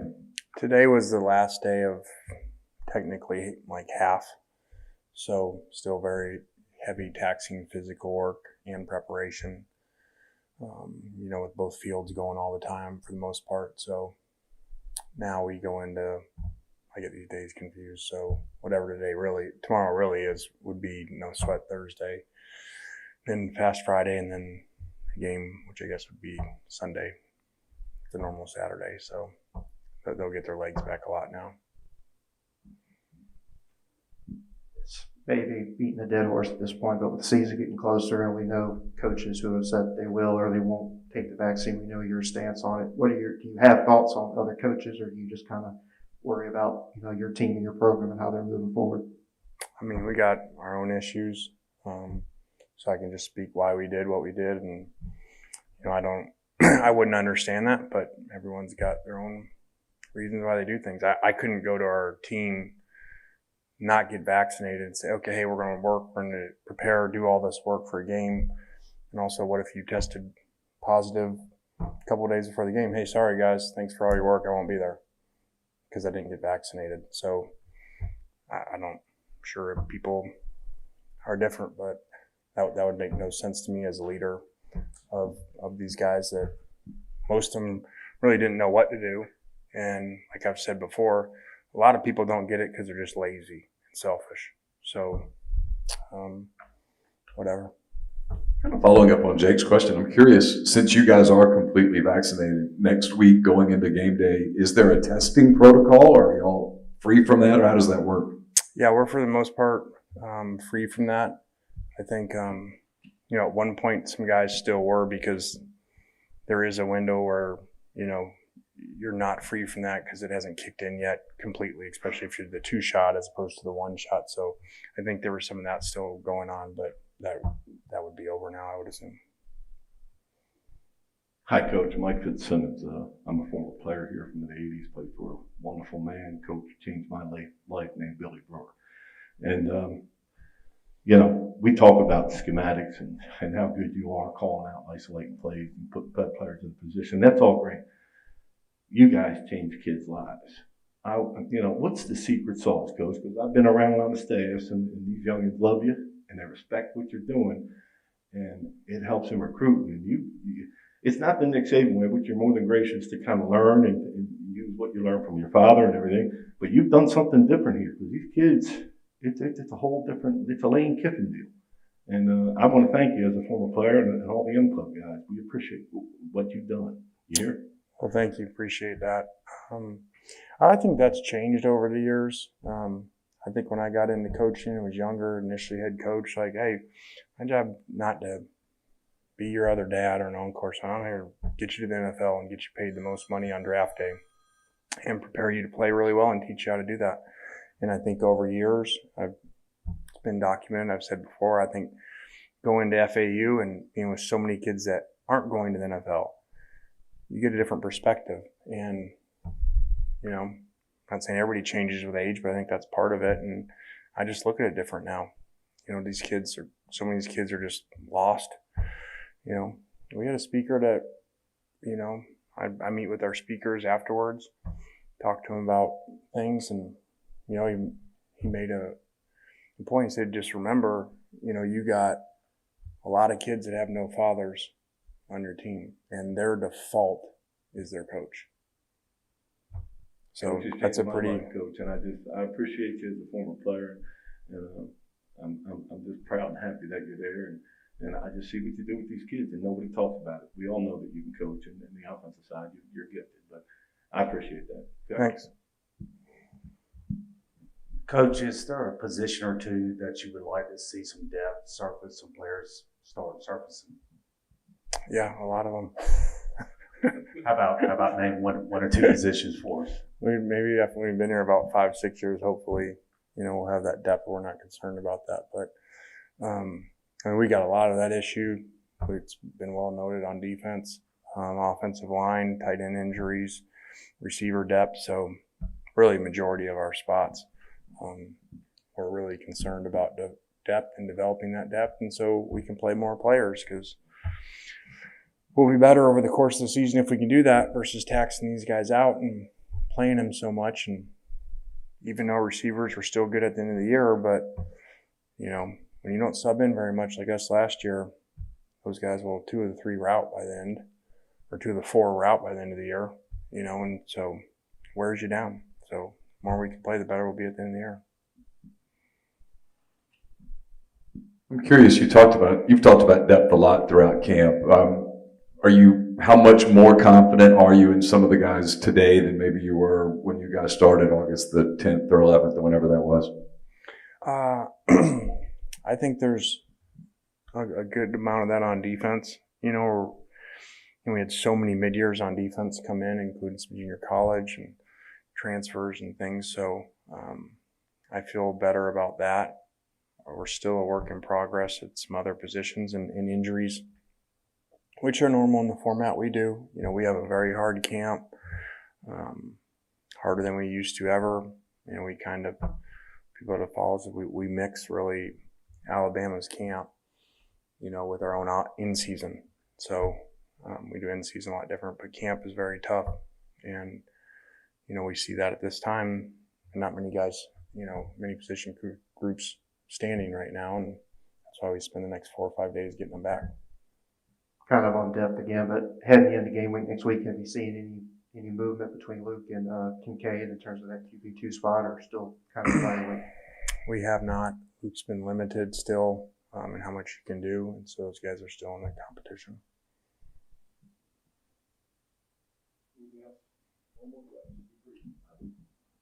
Man, you're tough today, huh? Jeez. I'm the one to be. He's got somewhere to go, I guess. Well, as a Philadelphian crossing the Mason-Dixon line, I'm curious about the 2 freshmen from Philadelphia, a kid from my former high school, Tysheem Johnson, I believe, and I know he plays with an attitude, and as a former defensive lineman, Talik Robbins, coach. Could you give us an update on them, young? Yeah, both have done really well. Talik got here a little bit later, so a little bit tougher transition. But Tysheem has been awesome and playing in different spots for us. I think we'll play significantly even in the opener.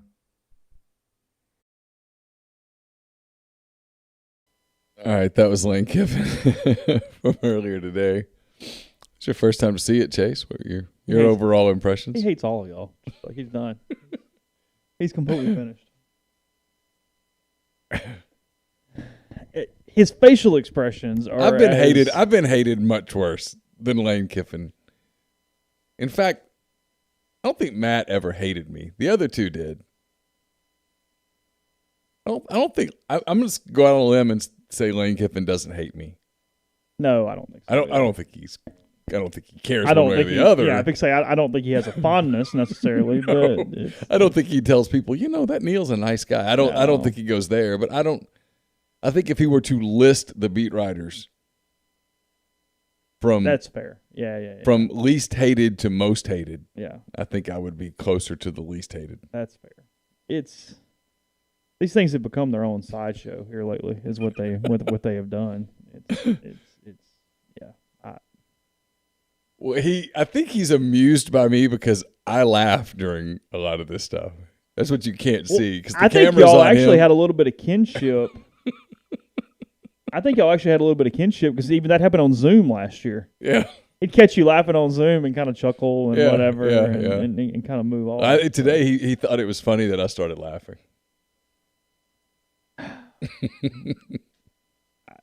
Today's one of the few days in my life that I've been thankful to have a mask. The beat gets weirder by the day. I don't know.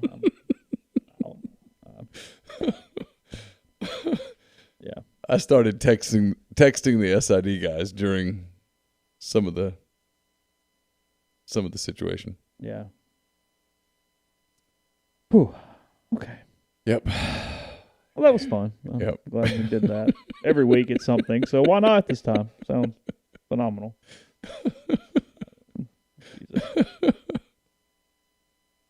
He actually today was on his game more than usual. Mm-hmm.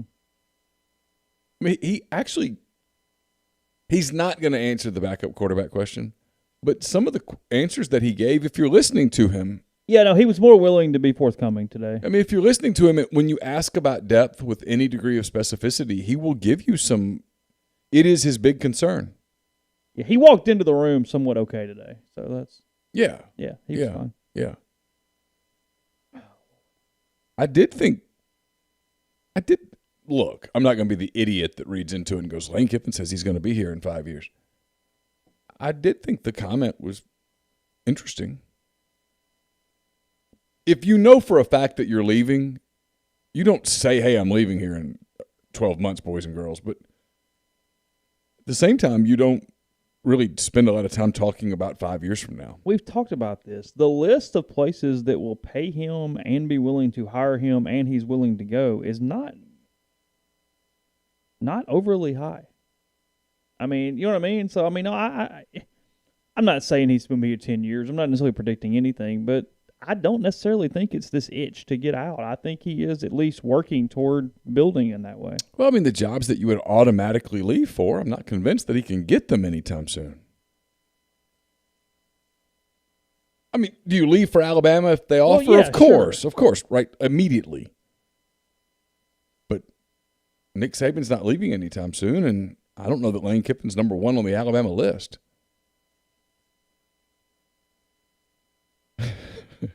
Gulf Coast Reps says, can this be a new segment on HRG? Let's put fun at absolutely. Absolutely. Every single time. What happens when it's one of us that asks the stupid question? We've done nothing if not beat up ourselves for 10 years. I mean, that's not stopping anything. How old am I? I've spent the majority of that time beating myself up. Yeah. That's just a Tuesday around here, so that's fine. All right. Phone lines are open. 662-259-0991. It's going to be weird next Thursday because we're so used to Saturday games and the game's not till Monday. But there will be SEC games on Saturday. Oh, yeah. So it's, Like Blake's making a joke here. He says Nebraska offers him at the end of the year, but I don't think there's a chance in hell he would leave Ole Miss for Nebraska. No, I mean, the two jobs that just in general, like Miami and UCLA are the two I've always kind of had in my head. But I'm just spitballing. Yeah, and of those two, I don't know that UCLA would pay enough. Hey, who do we have? Hey, it's Mark in Columbus, Ohio. Mark, you sound down. How's it going? I'm sitting here watching the Guardians play baseball. The Guardians. Up 9-6 on the Rangers. I was so jealous of Ole Miss fans. Why is that, Mark? Because you have Lane Kiffin. Well, you've got Ryan Day. You've got a nice team. That's rude. You're a title contender. Yeah. Well, it's interesting that because the analysis y'all been doing on the alliance, I could tell you, Gene Smith's been on the record saying, look, I was on the committee to hire the Big Ten commissioner. This guy went on our list. All right, so let me ask you this, because I don't know anything, but at the same time, I know some people. If the football gods came down and told you that Ohio State and Michigan as a combined unit sort of very privately explored their options, would you buy it? Ohio State has always been a very good soldier within the Big Ten. They've never really, swung the big stick that they should have many times. I think they were very close to doing it last year during COVID. I think he was real close to going in there saying, we're playing or we're out of here, because the SEC, ACC, Big 12, Pac, whatever, would gladly pay our exit fee. They're not happy, man, because that program, They don't get into the Southeast much anymore in recruiting, but they murder Texas. I mean, murder. That's part of the reason why Tom Herman is no longer the coach of Texas, because Ohio State just kills Texas in recruiting. And they'd love to get into Florida even more than they do. And by the way, I mentioned Ohio State. I forgot for a moment there that you're a Tennessee fan. I apologize. Yeah, I mean, you weren't just screwing around? For a moment there, I've just simply had a moment. I apologize. It's been a day, Chase. Okay. There's been a lot going on. Here's how stupid my fan base is. They blame a coach leaving 12 years ago on all their problems today. Yeah, Lane Kiffin leaving Tennessee in 2009 or 2010, whenever that was, is not the reason that Tennessee is where it is today. Yeah, and they all blame him for it. I go, Penn State had a coach raping kids in a shower, and they're back to being very relevant in the top 15 in the country. We had a coach leave. Oh, you love Lane Kiffin. I said, yeah, he makes you interesting day one. He's fun. Are you saying Josh Heupel's not fun? When we fire this guy in 4 years, we'll have another, I'm somebody saying else. Heupel's so not fun that dude, whoever it was that covers Tennessee, wrote the column about how fun Lane Kiffin was on Heupel's day at the media day last month. You read that thing. Like, you opened it up and you went, what is this? And it was all about Kiffin. Well, I'm the guy that wrote that Ole Miss should hire Lane Kiffin on the day that Ole Miss hired Matt Luke. Well, so, you did. What do you get? I wanted to hire Lane Kiffin when they hired Pruitt. What's going to be your mood the day Ole Miss plays Tennessee, Mark? What do we do in that morning? We just get up and go straight to the bourbon, or what? Like, what are we doing? No, I'm rooting for Ole Miss to drop 70 on them. Okay, fair. No, I mean, just, how do you nuke your program just to get rid of a coach? Like, you could have waited till he got Florida. If the Florida game were ugly this year, you could have popped him then and avoided all this. Bill Belichick couldn't come in there and win with what this roster is going to look like for the next 4 years. They said, "Oh, he's got an offense. Oh, we just got to get lucky in the transfer portal." Yeah, that's the way to build a solid SEC program. That usually works. Depend on luck. Yeah, no, that's beer soon enough. Yeah, like none of Nick Saban's winning is luck. It's no. And they hate him. They hate, and they I got mad the other day. Like I'm listening to him, and I hear, boy, if this quarterback can play, we can go down there and pop Florida this year because they're coming off playing Alabama. I go, every time you've played Dan Mullen, he's kicked your teeth in. What makes you think that this roster is going down there to win a game? Why don't you worry about beating South Carolina or Missouri? Somebody on your level. I used to be a big defender of my fan base, but they think they're like the third best program in the league, and they're seventh best on a good day. And it ain't been a good day in a long time. It's the worst media market in the country. The fan base is insanely dumb. Just my 2 cents. I got offered a job in Knoxville once, and I have often thought about how poorly I would fit in that media market. Yeah, you and Wes Rucker aren't hanging out. No, I would, because I would be very critical of what has happened. Hey, how come Basilio's mad at you? Why are you and Tony on the outs? Because I call and speak in reality to people that don't live in reality. They think this team's going to be like decent. We have a chance. They don't know that they're dead for this team. This program is dead for the next 5 years. Find something else to do. Quit supporting it so they wake up. I mean, these fans just keep. They only got like 75,000 are going to show up for that first game. They're going to have to pay for the stadium. It's going to be disgustingly bad. Yeah, when that happens, people are checking out, man. Like, because I played golf this past spring with a guy who's got a box and another guy with lower bowl tickets. They both didn't renew. It's like I got better stuff to do on a Saturday than go watch that crap. Yeah, it's the challenge when you don't give fans what they want, when you don't give fans hope, and you don't give fans a product that they can be excited about. In today's era, it's hard to get. I mean, how do you get them to come? Right? I mean. What do you do? They hire this AD, and it's the first time they've ever gotten out of the good old boy network, where they didn't hire somebody who used to work there, or some friend of Jimmy Haslam. And you're like, okay. And then they go and hire. Josh Heupel, all he did was take an SEC job. I don't blame him. Like, it's not his fault. No, of course not. But how do you, like, you're going to have the money. Go give James Franklin what he wants. Like, he's the only top 10 coach in America that would not laugh when you called. He'd listen. Don't know if he'd come, but he'd listen. Yeah, I agree with that. To restart his clock, because Sure. They're running a little thin in Penn State, and you don't get the deal done. If they'd have hired him, I'd have been back on board. Well, hey, Mark, thanks for the call. Appreciate it. Thank you, brother.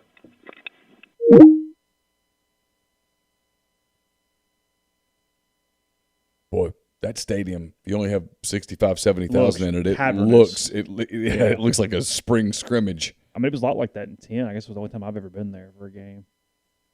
Was 10. Was that Dooley? Yeah. Was it? I don't know. Yeah. I guess it was. I don't know. Yeah. Yeah, I've been there when it was rocking. They beat Ole Miss to death with Masoli and them. Davern Gerald's broke his leg that day. I remember that. It was like 50. Was that the day Masoli got the concussion? You had to go because I had the flu. Yeah, I was up there. Nut was in a really bad mood. He even jumped on Chuck or something that day. Really? It was bad. Ooh, yeah, that was a day. Well, they were buddies. Yeah. Yeah, that was a rough one. It was like those two were tight. Yeah. That was like an 11 a.m. game that went sideways in a hurry. That was an 11 a.m. game, wasn't it? I think so. Yeah, that was. I can't remember. That was the game that was the day that I ended up calling boosters and had boosters calling me, and I was writing about how they would have to make staff changes. Yeah, Derek Dooley in his first season, they went 6-7. 3-5 in the SEC. Ole Miss went 0-7. Oh. Yeah. Oh. 2010. Yeah, I don't know what that's. I can't figure out what Wikipedia is trying to do there. Yeah. You remember what happened in 2011, so there were some signs of 2010 that it was coming. They beat Kentucky in 2010, maybe? Here? Yeah. That's right. They went 4-8. They beat Kentucky in that crazy game. Scared the hell out of LSU and scared the hell out of Arkansas. Yeah. That was that year. Went up there and Masoli played out of his mind. Yeah, the Ole Miss and then game they had a really good game at LSU that 52-14 Tennessee. That was the Markeith Summers unsportsmanlike conduct penalty. Yeah, I didn't realize there were sanctions, like games taken away off that 10 team. In the official book, they only went 0-8. But yeah, 4-8. Okay. They beat Tulane, Fresno, Kentucky, and Louisiana Lafayette. Ooh, was it that bad? Yeah. Because Fresno was the game when Brandon Bolden ran for 200 yards. They beat him up pretty good here. That's not when Nutt used all of his motivational tactics to go get a win at Fresno that year. The win at Fresno was his last win. Yes, that is correct. And they beat Kentucky 42-35 because Kentucky, frankly, ran out of time at throwing at the Whitehead kid, the cornerback. Oh, yeah. Kentucky just kept throwing at the Whitehead kid. Touchdown. Because they ran out of defensive backs. Yeah. Julian Whitehead? Yeah. From Hargrave? Yeah. Yeah. Right. Mm-hmm. Boy, there were some signs. There were a couple. Yeah, that was a thing. So, whatever. David says, did I hear Oxford mask mandates are back? Neal, your studio is considered a local business. Where's your mask? Not considered a local business. The new rule says if you're more than 6 feet apart, you don't have to mask. We're 6 feet apart.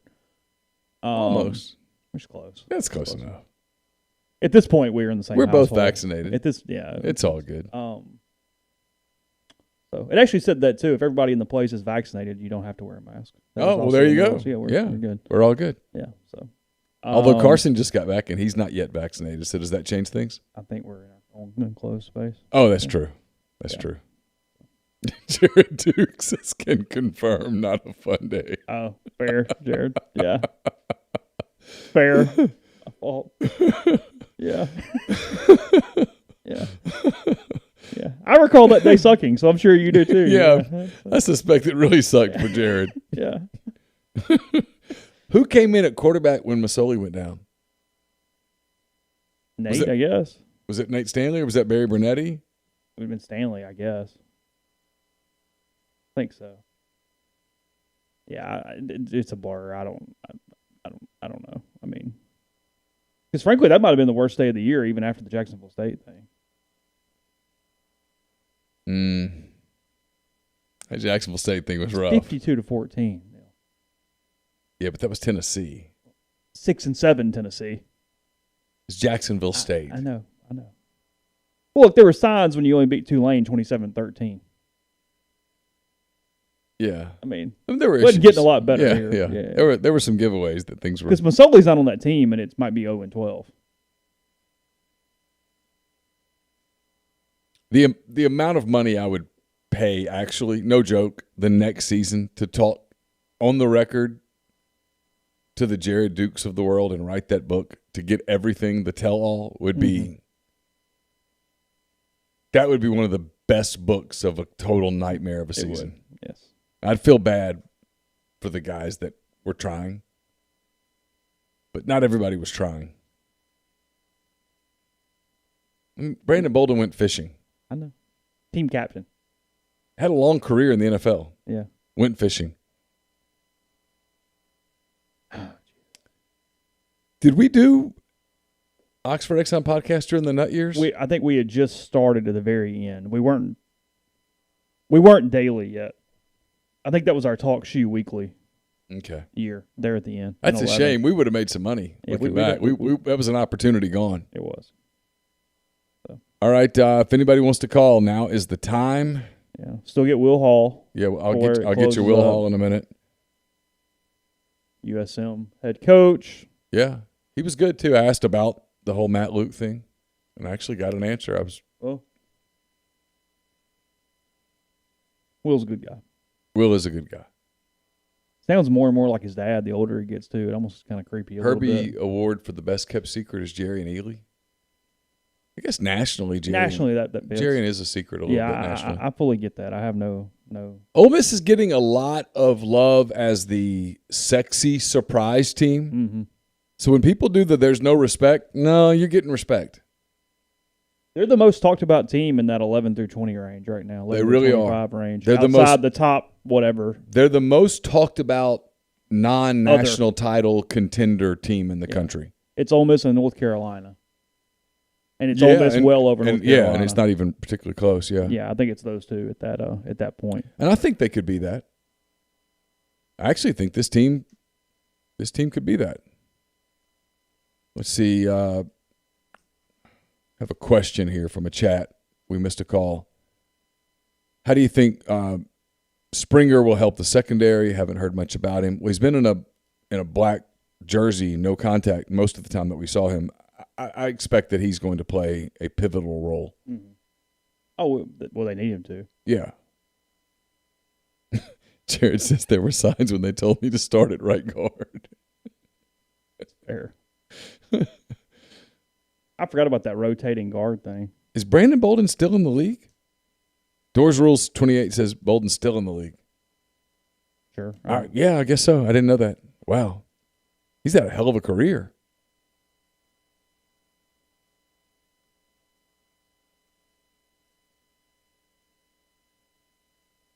Will Hall, SEC coaching 4 years? Somewhere?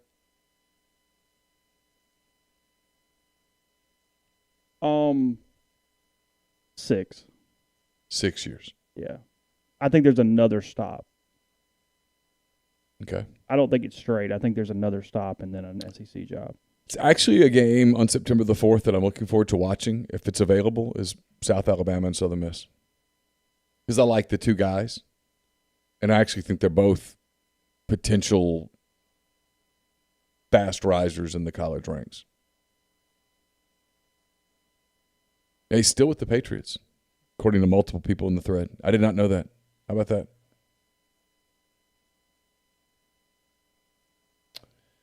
All right, sort of last call for a call, and then if not, we'll go to Will Hall before we close. This will be available tomorrow on the Oxford Exxon podcast feed.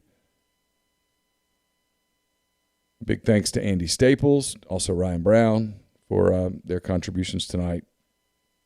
Been a fun show. I didn't know whether you were coming or not, and I didn't want to bother you, and so I front-loaded the front loaded the start of the show. Yeah. All right, so that's what we'll do. We'll go to Ryan Brown here in a moment. Before we do, I will tell you that we are brought to you by Grenada Nissan. Grenada Nissan, located just off Interstate 55 in Grenada, Mississippi. It's a complete selection of new and previously owned Nissan vehicles, great lease deals as well. It's GrenadaNissanUSA.com. Also brought to you by Whitney McNutt, Tommy Morgan Incorporated Realtors, serving you for all your real estate needs in Oxford and Tupelo. She sells condos, land, commercial, and residential family homes. 662-567-2573, 662-842-3844. Also brought to you by Alpha Specialties, located at 1670 Highway 80 in Pearl, Mississippi. It's your trailer-specific professional. If you want to haul it, they can call it at Alpha. They've got load trail, Hallmark cargo trailers.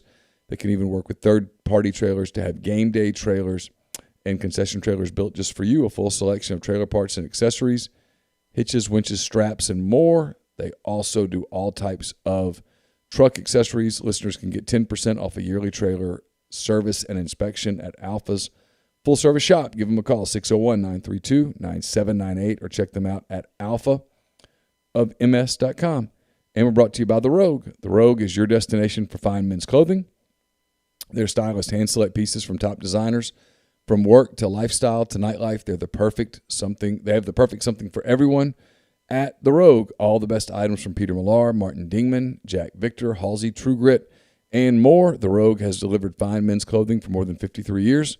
Their classic style, attention to detail, and commitment to excellent service continues to make The Rogue a special place to shop. Visit The Rogue at 4450 I-55 North in Jackson or at therogue.com. And so here is Southern Miss coach Will Hall on the Rafters Music and Food Hotline.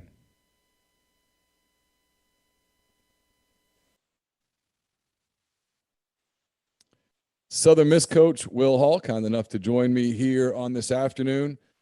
All right, Will, I got to call you out on this because right off the bat, before we got started, you turned and you had your whiteboard behind you there. You had a couple of plays drawn up. You had to erase those. You had to make sure nobody sees that because I'm friends with you. I'm friends with Kane Womack. Kane might see this. You might give something away right there.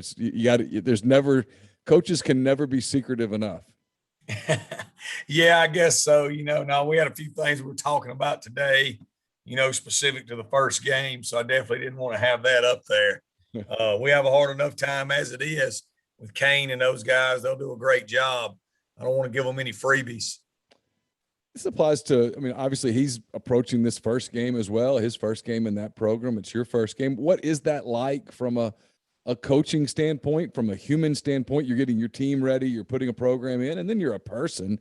You got to have a little extra jitters first game, or I don't know if jitters is the right word. There's just a lot of emotions involved, or your family's going to be there, all of that stuff. What's that going to be like for you? What do you think that'll be like for him on that night in Mobile?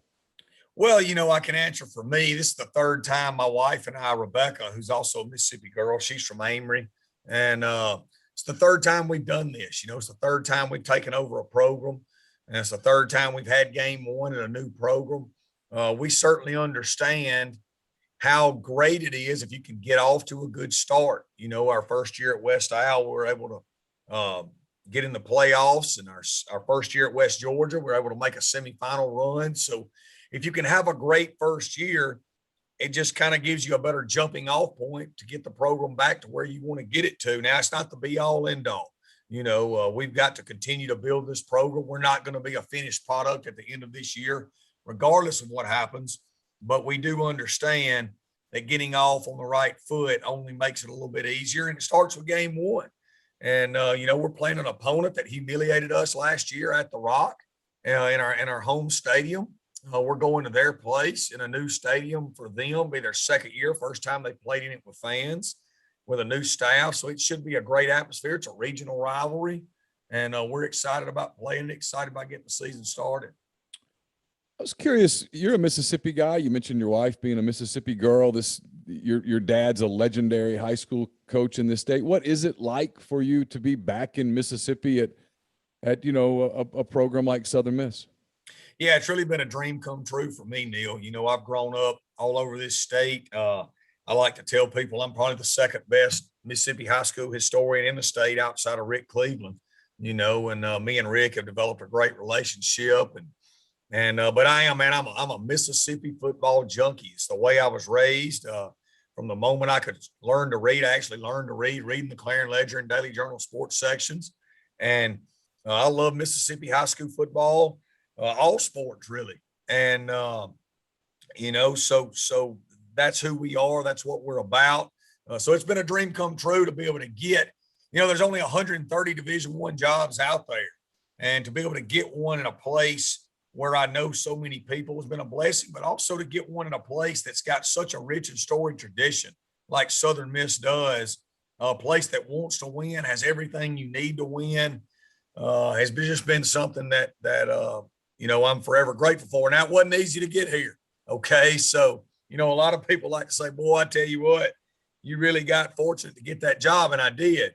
But Rebecca and I have been to a lot of places that nobody else would go to, and taken a lot of jobs that nobody else would take to come down this road. And we're excited to be here now. So I'm curious about this, because one of the resources that you have is that deep reservoir of knowledge of the history of the state. You have a ton of contacts in the state. I dare say there's not a high school coach in the state that you don't at least know somewhat, and most of them that you know a lot.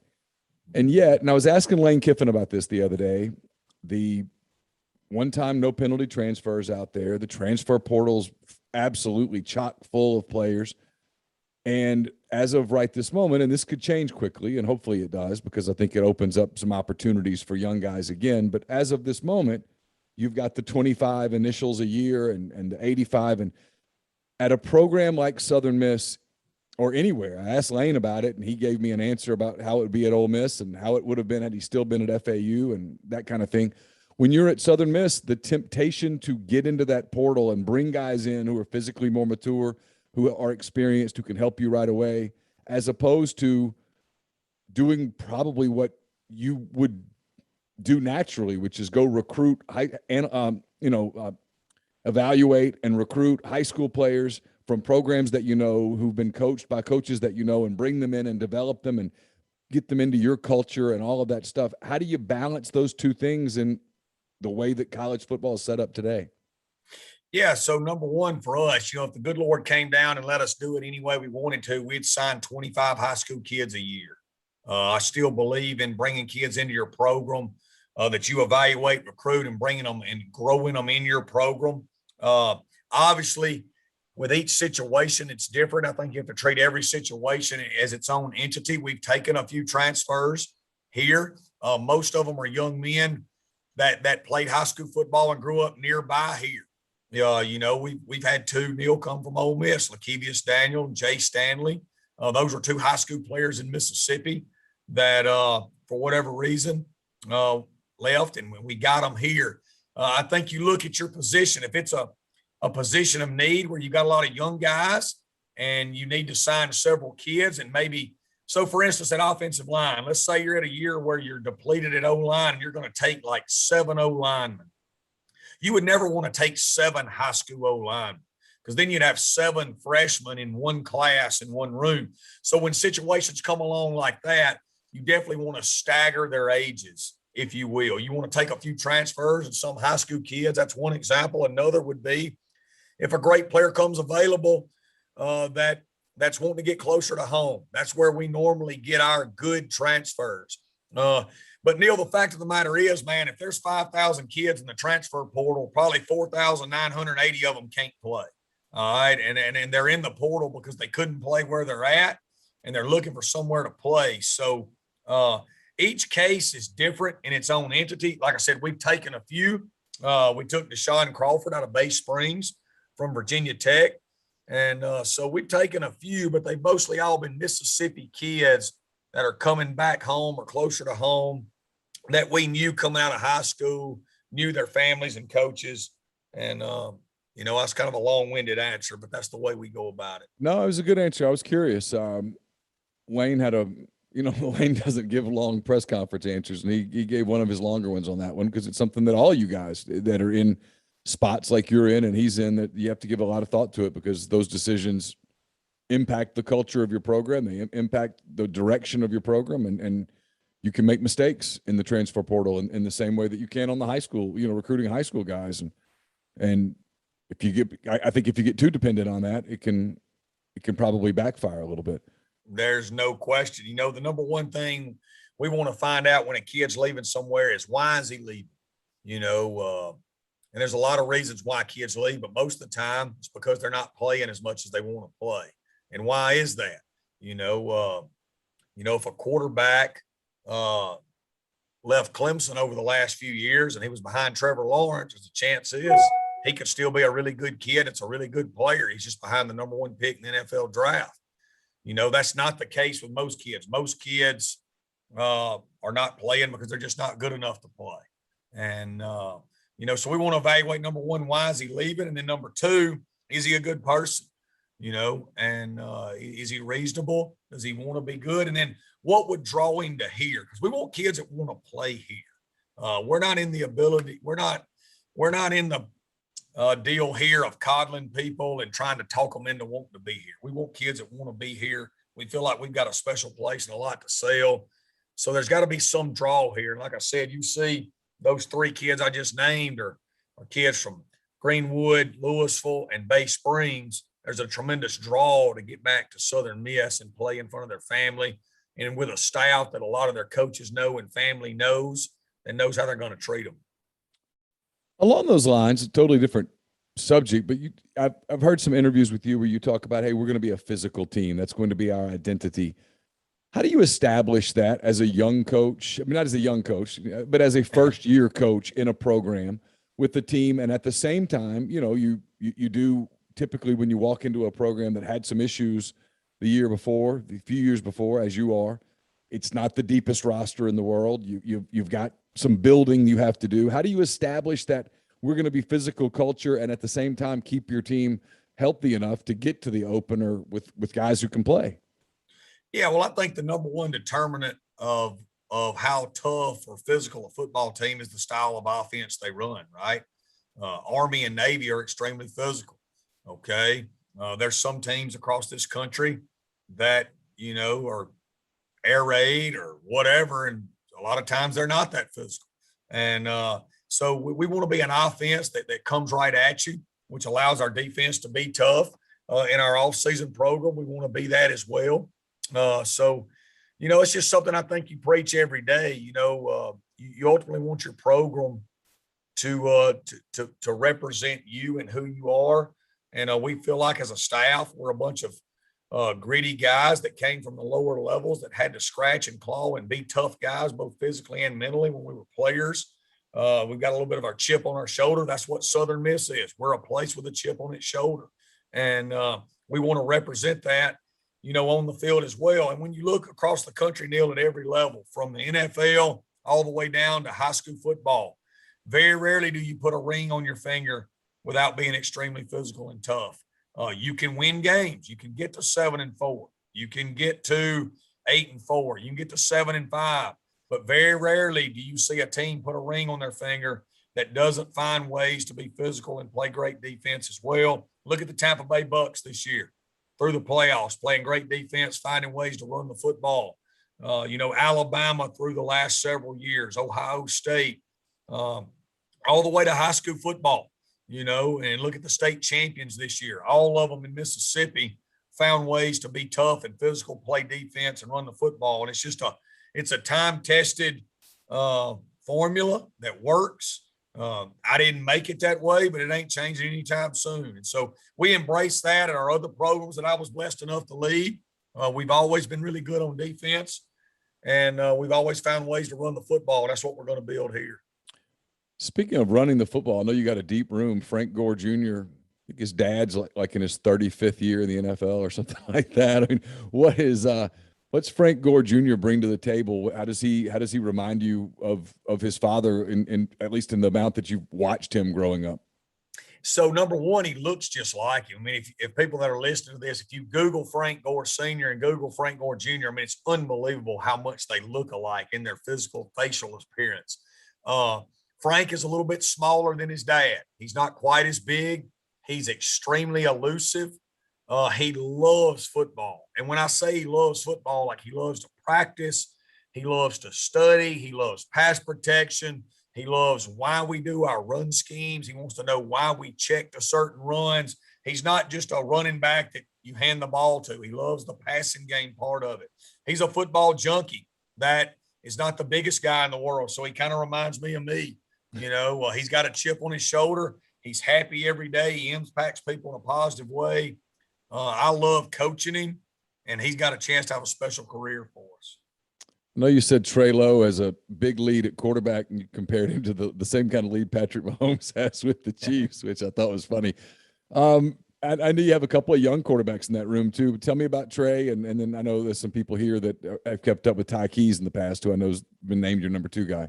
Yeah, so Trey, number one, I was asked the question if I was concerned that Trey had such a big lead over the other quarterbacks, and I just said, well, I don't know if that's good or bad. I mean, I guess it could be bad, but Patrick Mahomes has got a great lead too, for sure. And so it's good to have a good quarterback that's got the lead, in my opinion. But Trey's done nothing but be unbelievable since we got here. He's about 6'3", 235, really good runner, thrower, very physical presence, skill set similar to I would say a Dak Prescott, if you will. He has the ability to be a physical runner, but also a good passer.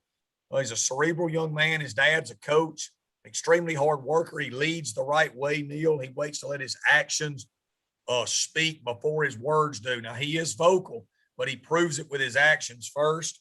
After that, we've got 2 young men competing that were both highly recruits. Number one is T. Webb. He's a transfer from Cartersville, Georgia, by way of Louisville. I knew T's family growing up. T's extremely accurate and a good athlete.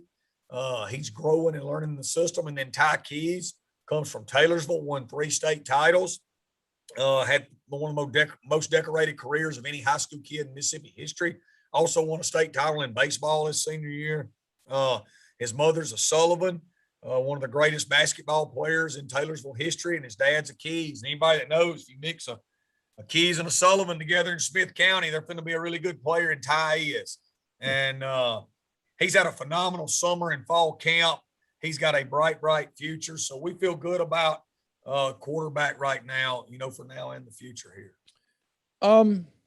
Last few things. I know you're pressed for time, and I really appreciate you giving us some time. You were at Tulane the last few years with Willie Fritz. The Green Wave comes to Oxford. I think it's September the 18th. What did you learn from Fritz? How much did he sort of help your career? And then what should Ole Miss fans sort of look for from that Tulane program as best you know it after leaving, I guess, late last November? Yeah, so number one, Coach Fritz is a real man. He's a real leader of men. He treats people the way that he would want them, to treat him. And he's just great with the players. Really good evaluator of talent. He runs the special teams. He's one of the top special teams coaches. He came up through the small college ranks. He was kind of one of my heroes. I was blessed to get to work for one of my heroes when he hired me, because he's the all-time wins leader in Central Missouri history, Division II. He turned Sam Houston State around into that power it is. Took Georgia Southern to their first ever bowl game when they transitioned to Division I. And now he's been to 3 straight bowl games at Tulane, which is a modern miracle. And there's something a lot of people didn't think would ever be done. So, the Ole Miss fans are going to see a really well-led group of young men that act the right way, that play extremely hard for each other and for their coach. They'll be very sound in all phases. And they've done a great job recruiting, and they're building that program to where it can be a contender in their conference. But I've got the utmost respect for the man. He's a real leader of men. This profession needs more people like him. I know another guy you have a lot of respect for is Matt Luke, the former Ole Miss coach. He's at Georgia now as the offensive coordinator. You probably don't want to answer this, but I'm not doing my job if I don't ask it with you here. It's my pretty educated opinion that Matt Luke wanted to hire you as the offensive coordinator, and I think you were at Tulane. You had just taken the Tulane job. I think you would have taken the job had it been offered. How different is the Ole Miss program, in your opinion, Will Hall, if Will Hall was the offensive coordinator at Ole Miss in 2019? Well, the thing I want to say going back to that is I do have a lot of respect for Matt. We go way back. Matt played center for my dad in the Mississippi-Alabama All-Star game.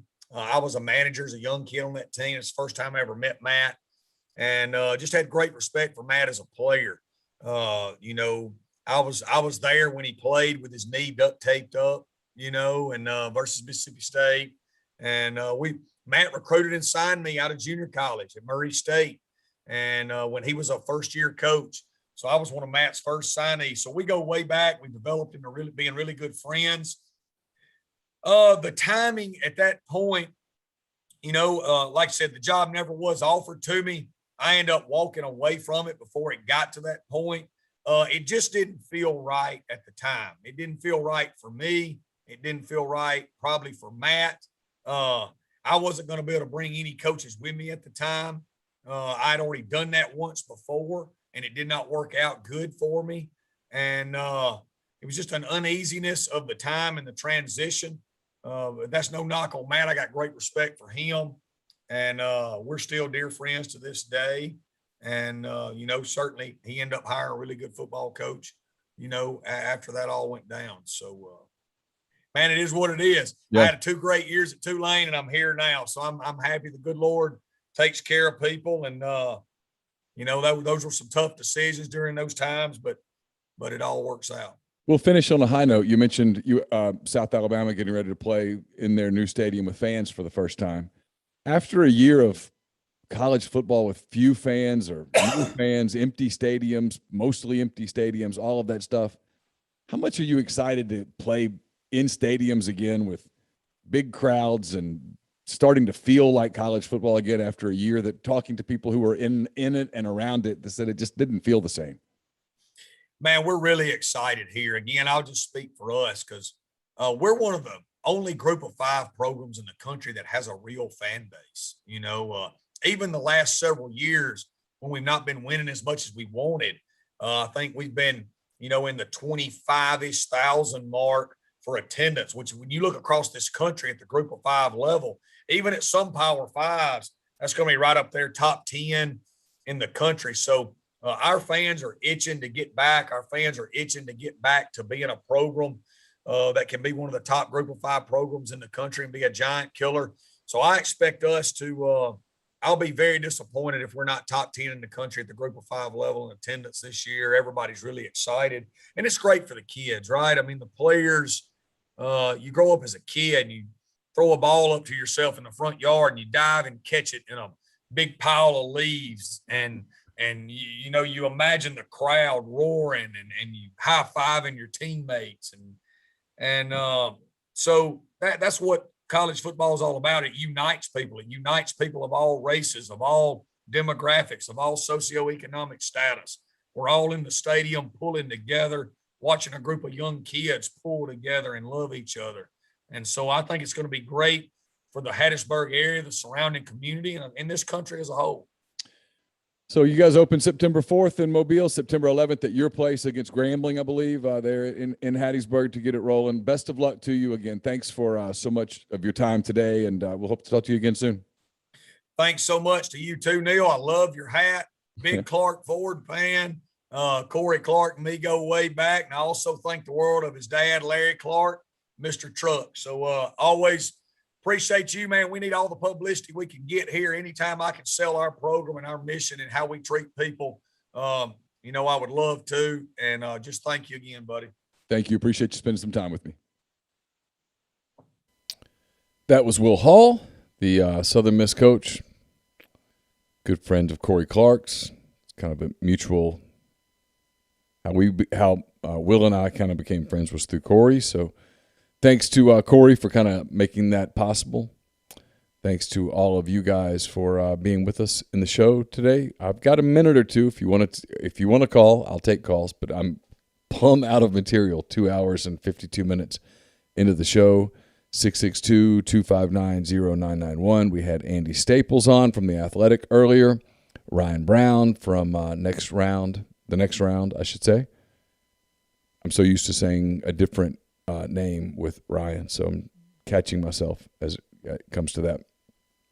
If you want to call, though, you can call.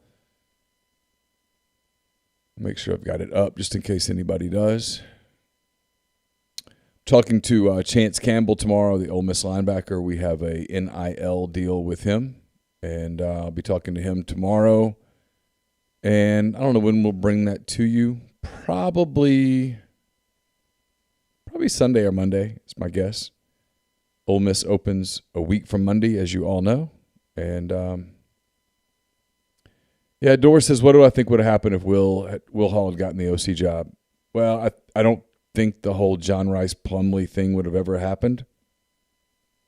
I think they would have gone to Matt Corral. I think he would have been a really good coordinator. I think it would have given Matt a chance to settle into that job. Matt Luke, I should say. It's who Matt Luke wanted to hire. Ross Bjork didn't let him do it. Simple as that. And it's why it's funny. Be careful here because I don't want to hurt a bunch of feelings. I really don't. These are all people that I consider friends. I like Ross Bjork. I like Matt Luke. The human beings. I've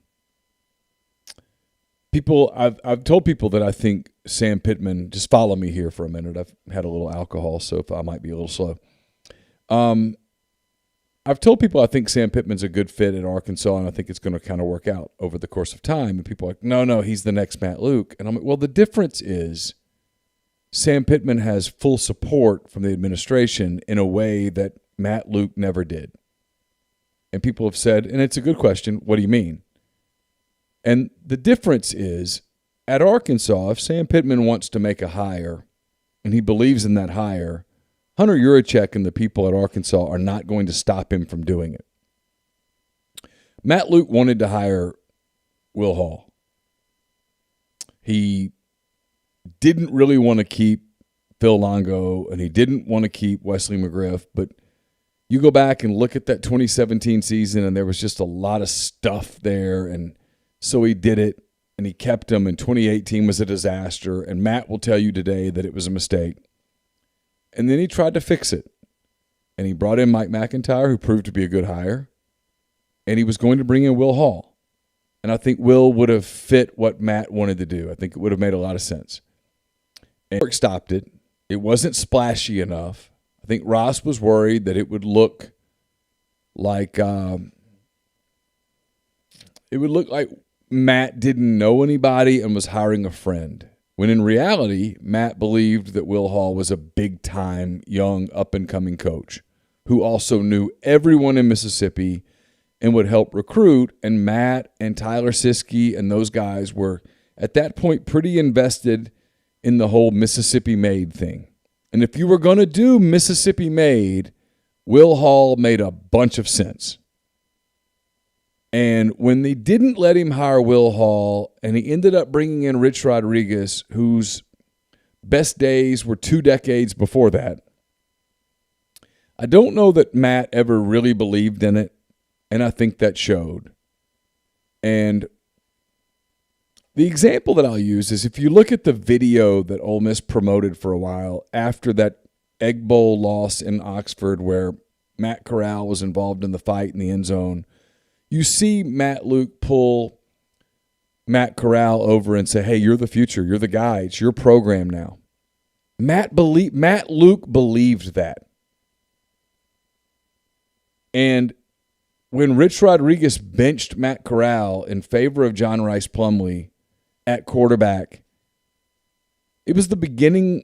It was truly the beginning of the end. It was, you go back and look at it, and I've told people this, that where Matt Luke got screwed, not by Ole Miss, but by Ross Bjork, is that Ross needed to be the guy that at the press conference said, hey, look, it's bad. It's bad. Hughes left the program in bad shape. We've got this NCAA issue, and it's going to take a little time, and we believe that Matt Luke can do it. Instead, he left it to Matt Luke to say that, and the coach can't say that because the coach has to go into the locker room. You need it's a baseball analogy. Theo Epstein could tell Cubs fans, hey, it's going to be a while. Joe Madden couldn't. Theo could, and he did. And it's one of the reasons that it worked in Chicago there for a few years, and they won the World Series in 2016. Ole Miss is much better off today with Lane Kiffin as its coach. So this is not hindsight or any of that. But when you go back and you tell the Matt Luke story and you tell it objectively and you tell it with the benefit of hindsight and honestly, you look at it and you go, they never really gave him a chance. And the day that it ended was December of 18, whenever that was, when Will Hall took his name out of it and said, I'm going to stay at Tulane. This isn't going to work. And that was the end. That was the end for Matt Luke. I firmly believe it. I think it was over that day, and I think Matt knew it. Now, Matt made a lot of money, and he's at Georgia today, and he's doing fine, but that was the day that it ended. And in many ways, he never had a chance. And in many ways, Matt Luke, the head coach, would have been much better off getting the South Alabama job after beating Mississippi State in the 2017 Egg Bowl and just going on with his career and letting Ole Miss hire Dave Doran from North Carolina State, which is what they were going to do. There was just a lot there. It was fumbled. Like everything else during that tenure. During those few years, everything got screwed up. They screwed everything up. It's the polar opposite of where they are today, where you have Lane Kiffin and Jeff Lebby and DJ Durkin. You've got a really good coaching staff, and they're recruiting at a pretty high level, and I think they're in solid shape, not great shape, but solid shape for Arch Manning, and I think they're have a legitimate chance at a 9-win season and building momentum and all of those things. Ginger's right. It's a what if episode. It's a show for another day on a really different day. But yeah, there was a lot there, and I think Will Hall would have changed things, but I think Will did the right thing, and Will saw that there was not synergy inside that program, and he said, you know what? I'm with Willie Fritz at Tulane, and I like him, and he's good to me, and I'm going to stay with him. And he did for a couple of years, and now he's the head coach at Southern Miss, and I think most people think that Will Hall is on his way to being a Power 5 head coach or a Power 4 head coach, whatever the hell you call it, here in the next few years, and he'll do a good job at Southern Miss. It's a good fit. He's at a place where he can recruit a ton of like high 3-star type players out of Mississippi and bring them and develop a culture, and I think you'll see that he will do well at Southern Miss. All right, we'll stop there. Thanks to everybody for being a part of the show. Really appreciate it. We'll be back on Monday. This show will be the Friday podcast. We'll be back on Monday with another edition of the Oxford Exxon podcast. Appreciate everybody making us a part of your Thursday night. Really do. Thanks to all who super chatted. Thanks to Andy Staples of The Athletic, Ryan Brown, and Will Hall. Until next time, take care.